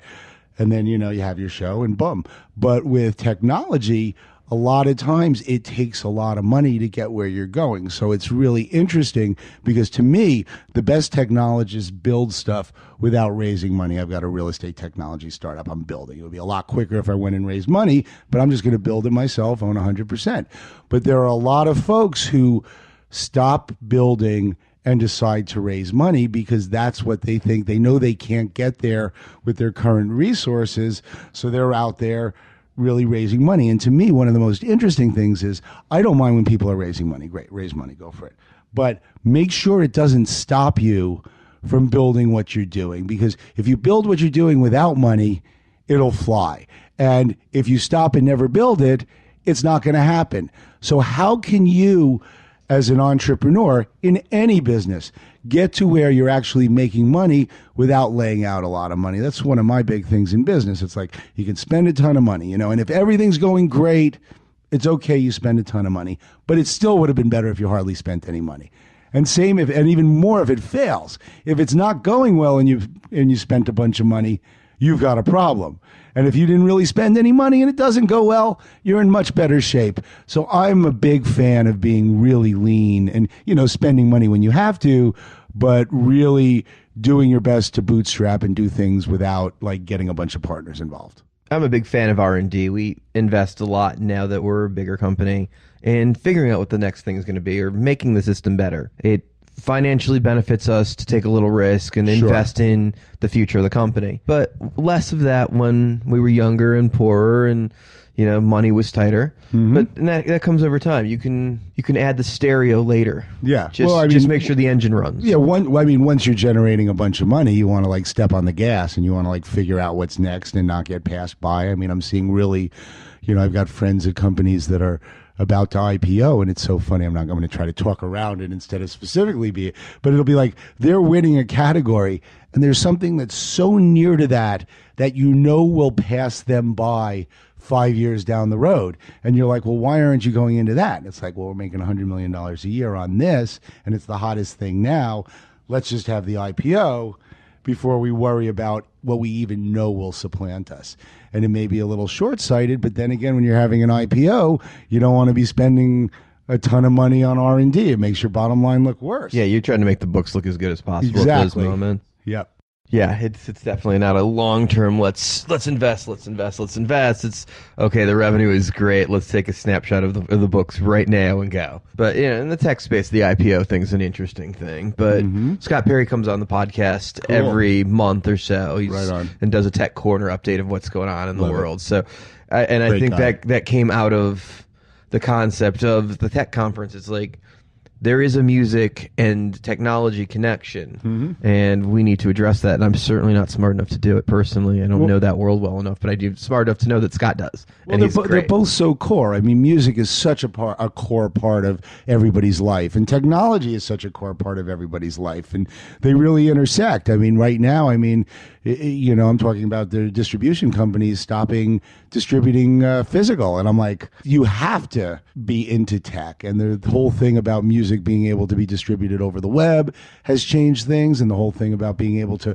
directly reach your fans to sell them tickets has changed things. I mean, you always try to reach out and connect with your fans. Okay, so the conference, now that it's in Maui, is that the plan? It's one in Maui a year, one in San Francisco a year? Well, I'm still working it out. I'm doing my next SF MusicTech Summit on October 17th. So that's basically a year between. Yeah, I do that about once a year. I used to do it twice a year, but with Maui, you it's still a lot have of work. You still have the same volume. So, and then I also do a Future of Money and Technology Summit, which is really pretty intense. That'll be December 4th, and that's everyone from like banks to Bitcoin. So it's pretty neat. I've been tracking digital currency since the 90s, and now we do Maui Music Tech, and we were thinking of doing another one this year. I think we're going to push it back to February of 2018, which will just be technically over a year. Yeah, exactly. But the whales will be jumping, and a bunch more people will be coming out because it doesn't overlap with Aspen Live. And the Maui folks came out in droves, and that to me was amazing because there's all these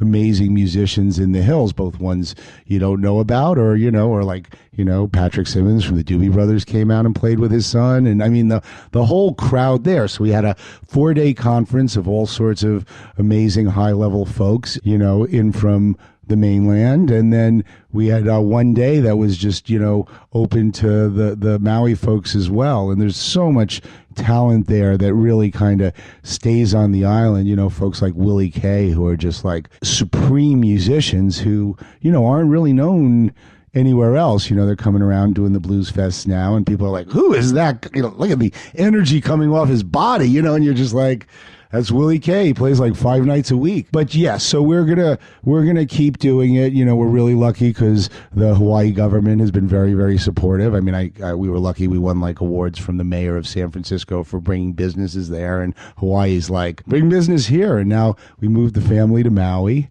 and we love it. It is so cool. If you get a call from me at like 9 a.m, it's probably I'm sitting there in a hammock in the dark at like 3 a.m, and I just can't get enough of it. So yeah, y'all should come on out. I go once a year. Straight Note Chaser usually starts the year in Maui. It's one of my favorite places.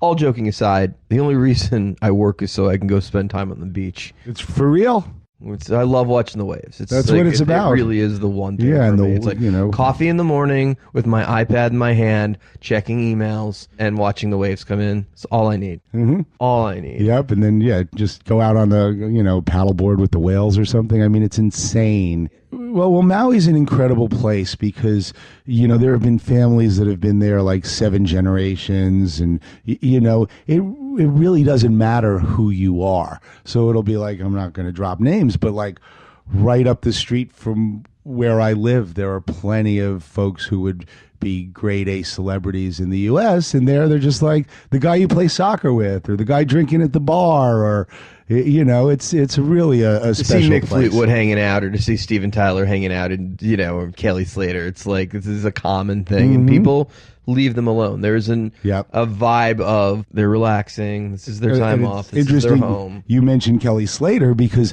those are actually the big celebrities there. The guys who could ride the 45-foot waves. Like guys like me who can kind of crush the 4-footers. It's like, and then you look at these guys like Kai Lenny, and you see him being smashed up against the rocks, and you're like, he might die, and then like 4 seconds later he's back out again, and you're like just in awe. So when there's such like grade A athletes, those guys, such natural power out there that you really respect the people who can be in tune with that even more than the folks who have a big following, for instance. So it's really neat that the celebrities really just kind of are part of the day-to-day life there. I mean, even like when I used to live in Marin, there was much more attention. Oh, Robin Williams, Bob Weir, but people would still kind of.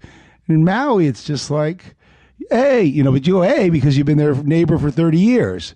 Not like because you're well known or a great musician or whatever. And then so many folks pop through just because, it's such a great place to visit, and it's kind of expensive. So those who have the means, they come and really get left alone. So it's a great place for any scale. I highly recommend it anytime. Yeah, and there's places to take advantage of that, though. Yeah.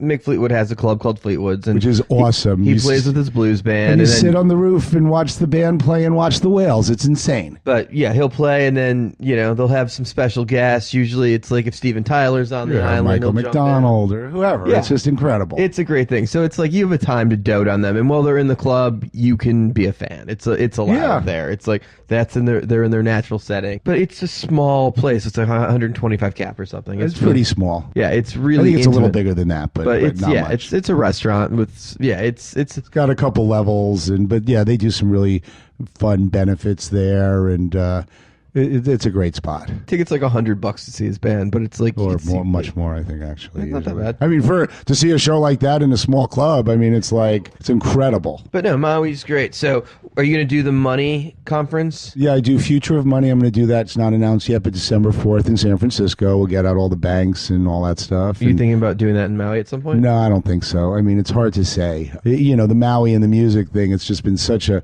demand for it because all my friends know I'm going to Maui. And, the Money one is much more like buttoned up. And even I had a lot of issues where folks are like, I really want to go to Maui, but how do I justify to my boss, even though I know I'm going to do a bunch of business? It sounds like a boondoggle. Whereas in the financial services thing, the banks are really kind of tight around what they let people do. It's funny because we were doing this before the last big crash, and they were like, booze, parties, crazy money on open bars. And then the financial crash happened, and now they're like, we can't buy alcohol. They're like, we are being watched so closely about what we do so I might do it there. What I found is doing it in Maui is actually a lot harder because in San Francisco, it's like almost anybody, even, from Berlin or Indonesia, can justify a show in San Francisco because, it's only one day, but the rest of the week, we run up and down the peninsula. We meet with YouTube, and we meet with Facebook, and we meet with, all these different folks. But to go to Hawaii, it's like you come for the show and there's not like much other business. So for us, as you know, it's probably like, you do a show in Oahu, it'll be 12,000 people. You do a show on Maui, it'll be 3,000 people. So it's a wonderful place. And because it's our home now and everybody kind of wants to come and see it, we'll do that. The Money one I don't know about, but what really is neat are all the amazing folks who came to Maui who are now involved in various Maui projects. Like Willie Kay's got a documentary movie he's working on. So, Lori Kirby's helping him with that. I think Jacqueline Sabek's helping him with that. And it's like all the folks who go to Maui, the good folks, want to contribute, because that's the thing about Maui. If you're not the right vibe for Maui, it will spit you out. And if you are the right vibe, you get involved and you do all these projects, and there's not as much, except in tourism, there's not as much money as doing a show in, New York or Seattle or Denver or something, but you just got to do it because it's so friggin' awesome.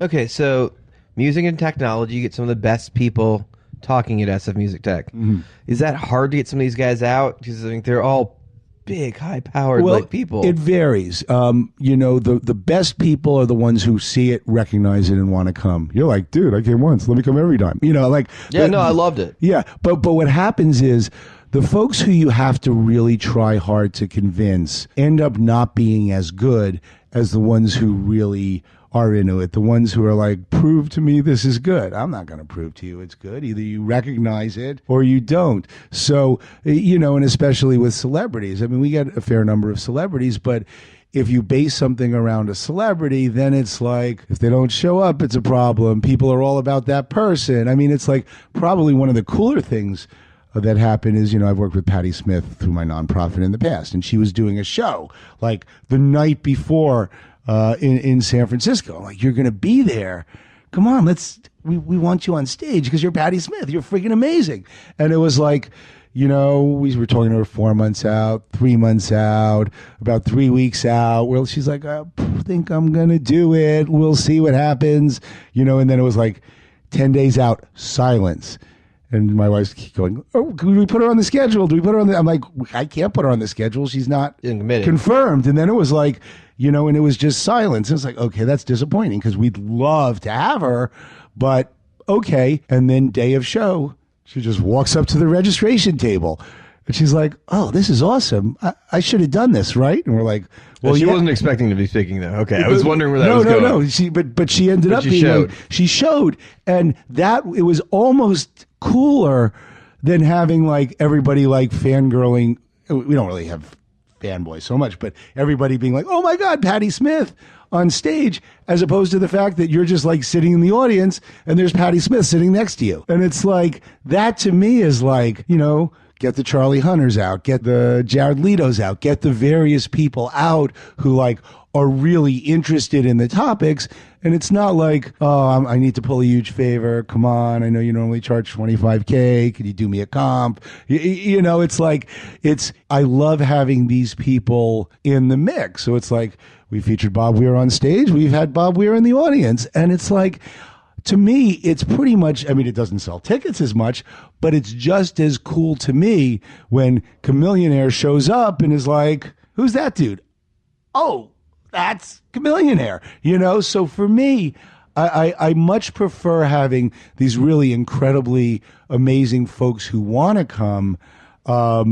And so, yeah, but I do have to, like, for instance, Ethan Diamond of Bandcamp. Bandcamp's incredible. He doesn't talk anywhere. He talks at my show maybe once every 3 times. He comes 2 out of 3. He also broke his foot this last time and he couldn't come. But it's like, he really doesn't even go to shows full stop. And then it's like, but it's in your hometown and it's right here and please and come on and, and you know what a fan I am. You know how important it is that everybody learns about Bandcamp. You really got to do some more partnerships, and it's a way you go out for one day and everyone can like connect with you. And it's like, it's pretty, it's like when you're trying to book a band that, doesn't want to play, I'm sure, it's like, and you're just like, what can I do to convince you? It's like when Bill Graham used to just push the money under the door so they would come out for an encore. It's like, look, another $1,000 showed up. Okay, fine. And I'm not throwing that money at people, but I am throwing like, come on, we've been coring the space, people get paid to speak at this thing? No, they don't. Okay. But I'm saying they get paid in other ways because we hook you up back. It's like Daniel Ek from Spotify. I got him all his indie aggregator deals when he started out. It's like, come on, dude. And he's a lot further away than a lot of people. But a lot of these folks, since I've been doing it since the 90s, ran into a GM from Ticketmaster last night who was sponsoring the speaker dinner. And he's like, I know you. You did a panel at Harvard back in the late 90s. And I'm like... Did you go to that last night? Yeah, it was actually great. That's funny. It was... Steve looked at me for 2 seconds. He's like, should we blow up dinner? I was like, no, we gotta go to Wu Chow. I gotta check this out. Yeah. No, Chinese brisket. Yeah. Yeah. No, it was really good because, the speakers are a really good crew, and it's rare that they all get together. I mean, a lot of conferences do big speaker dinners and VIP areas. Like us, we don't have a VIP area. We have a speaker lounge just before your panel, but really everybody's mixing it up. Here, because there's, whatever, I don't know, 10,000, 20,000 people. I don't really know how many people are at South by. You pull the 200 speakers off for a dinner, no one really loses them over 10 days. But there are some conferences where it's like, okay, it's dinner time. Wait, we're all the panelists and investors and artists, and they're all off doing their own thing. And sometimes folks, who are off doing your own thing with all the other, top level people really like it. I like personally to mix it on up because, the top level people, they all know each other or, it's a small circle, but it's good for the up and comers to be able to interact with everybody. So it's because I've been going to shows for 30 years that, like you go to concerts forever, you know how to throw a concert. It's like I've been going to conferences. I know what people want. They want to learn, but they want to make some money. They want to do some deals or figure out a way they're going to make some money. And that's what it's focused about. My show is not at all about like, I'm an indie artist. How do I get signed? It's like we love musicians there, but we love the musicians who are actually doing well. Because if you're out there and you've got, a million followers on Instagram and you're tons of people on YouTube and you're monetizing, all your internet radio play by doing promos and getting out there and getting played more, those are the ones we want. So it's really a B2B conference, which, I mean, most of the concert industry events are B2B, but in regards to ones that involve, music as well and artists, it's amazing how much are like, like I did with my nonprofit. I felt so bad. We did an amazing session. We had Jim Urey when he was running Universal Distribution. He was like, sold more CDs than anyone in the world. He was like the best. He knew it better, And he came and did our show in D.C. And like, I rushed backstage about a couple minutes after the show and there were like 5 indie artists going, hey, how do I sell my CD? And I'm like, that's not what... you can ask anyone that. You can ask CD Baby how to sell your CD. Don't ask the guy who sells 40% of the CDs in the world. No one knows of me. Can you do me this favor? And I felt so bad. But we are lucky that for whatever reason, SF Music Tech is so self-selecting that people look at it, and if they don't know about it, a lot of them are like, what am I going to get out of this? Why would I go to this? But for someone like, in the industry people go, is it a great show? I'm like, well, yes, but you expect me to say that. Ask a mutual friend. Because when they say, or ask someone who's been. Because when they say it, you'll believe it. When I say it, you expect me to like hype it. Ray Kroc's not talking shit about McDonald's. Yeah, right, exactly. Who is your core audience that you're going for? Who that isn't going, that listens to the podcast, that would get the most use of it in your experience? So what I'm looking for are folks who do deals around music and technology. So basically anybody. If you're a promoter who's looking to do more tech stuff, if you're an artist who's looking to do more tech stuff, if you're an incredible technology entrepreneur or established business looking to connect with any of these other folks, with managers, with promoters, with, it's not going to be one of those shows where it's like, these are all the promoters, but it's going to be ones where the ones who are clued in step up and come, and those are the ones you want. So a lot of it's a very interesting way to promote because I'm really not looking for the masses. And how many people come to the conference? 1,000-ish, sometimes 1,200, could be less depending on, if it's raining, how that goes. But yeah, usually over 1,000. Okay, and the next one's coming up October 17th. And you can register for that at sfmusictech.com. Awesome. Thank you so much for taking time, Brian. Really appreciate it. Thank you, Dan. Promoter 101 coming to you from Austin at South by Southwest with Brian Zisk. Brian knows how to throw a party. Conference. Well, if he does it right, they're really the same thing. And Brian always does it right every time. Frank Wing, APA, Nashville, Promoter 101. Sadly, it's the end of the episode. Number 40 has come to a close. But you can rejoice in knowing that we'll be back next week with Ticketmaster's David Marcus Culture Club and Jane Addictions manager Peter Katzis, record executive, author, Man About Town, Mr. Larry Butler. If you have any ideas, thoughts about the podcast, or you think we're totally full of shit and you feel it's important that you tell us that, send us a note at steiny@promoter101.net. And until next week, may all your shows be sold out. Cheers. Hey, it's Jonathan Shank from Red Light Management on Promoter 101.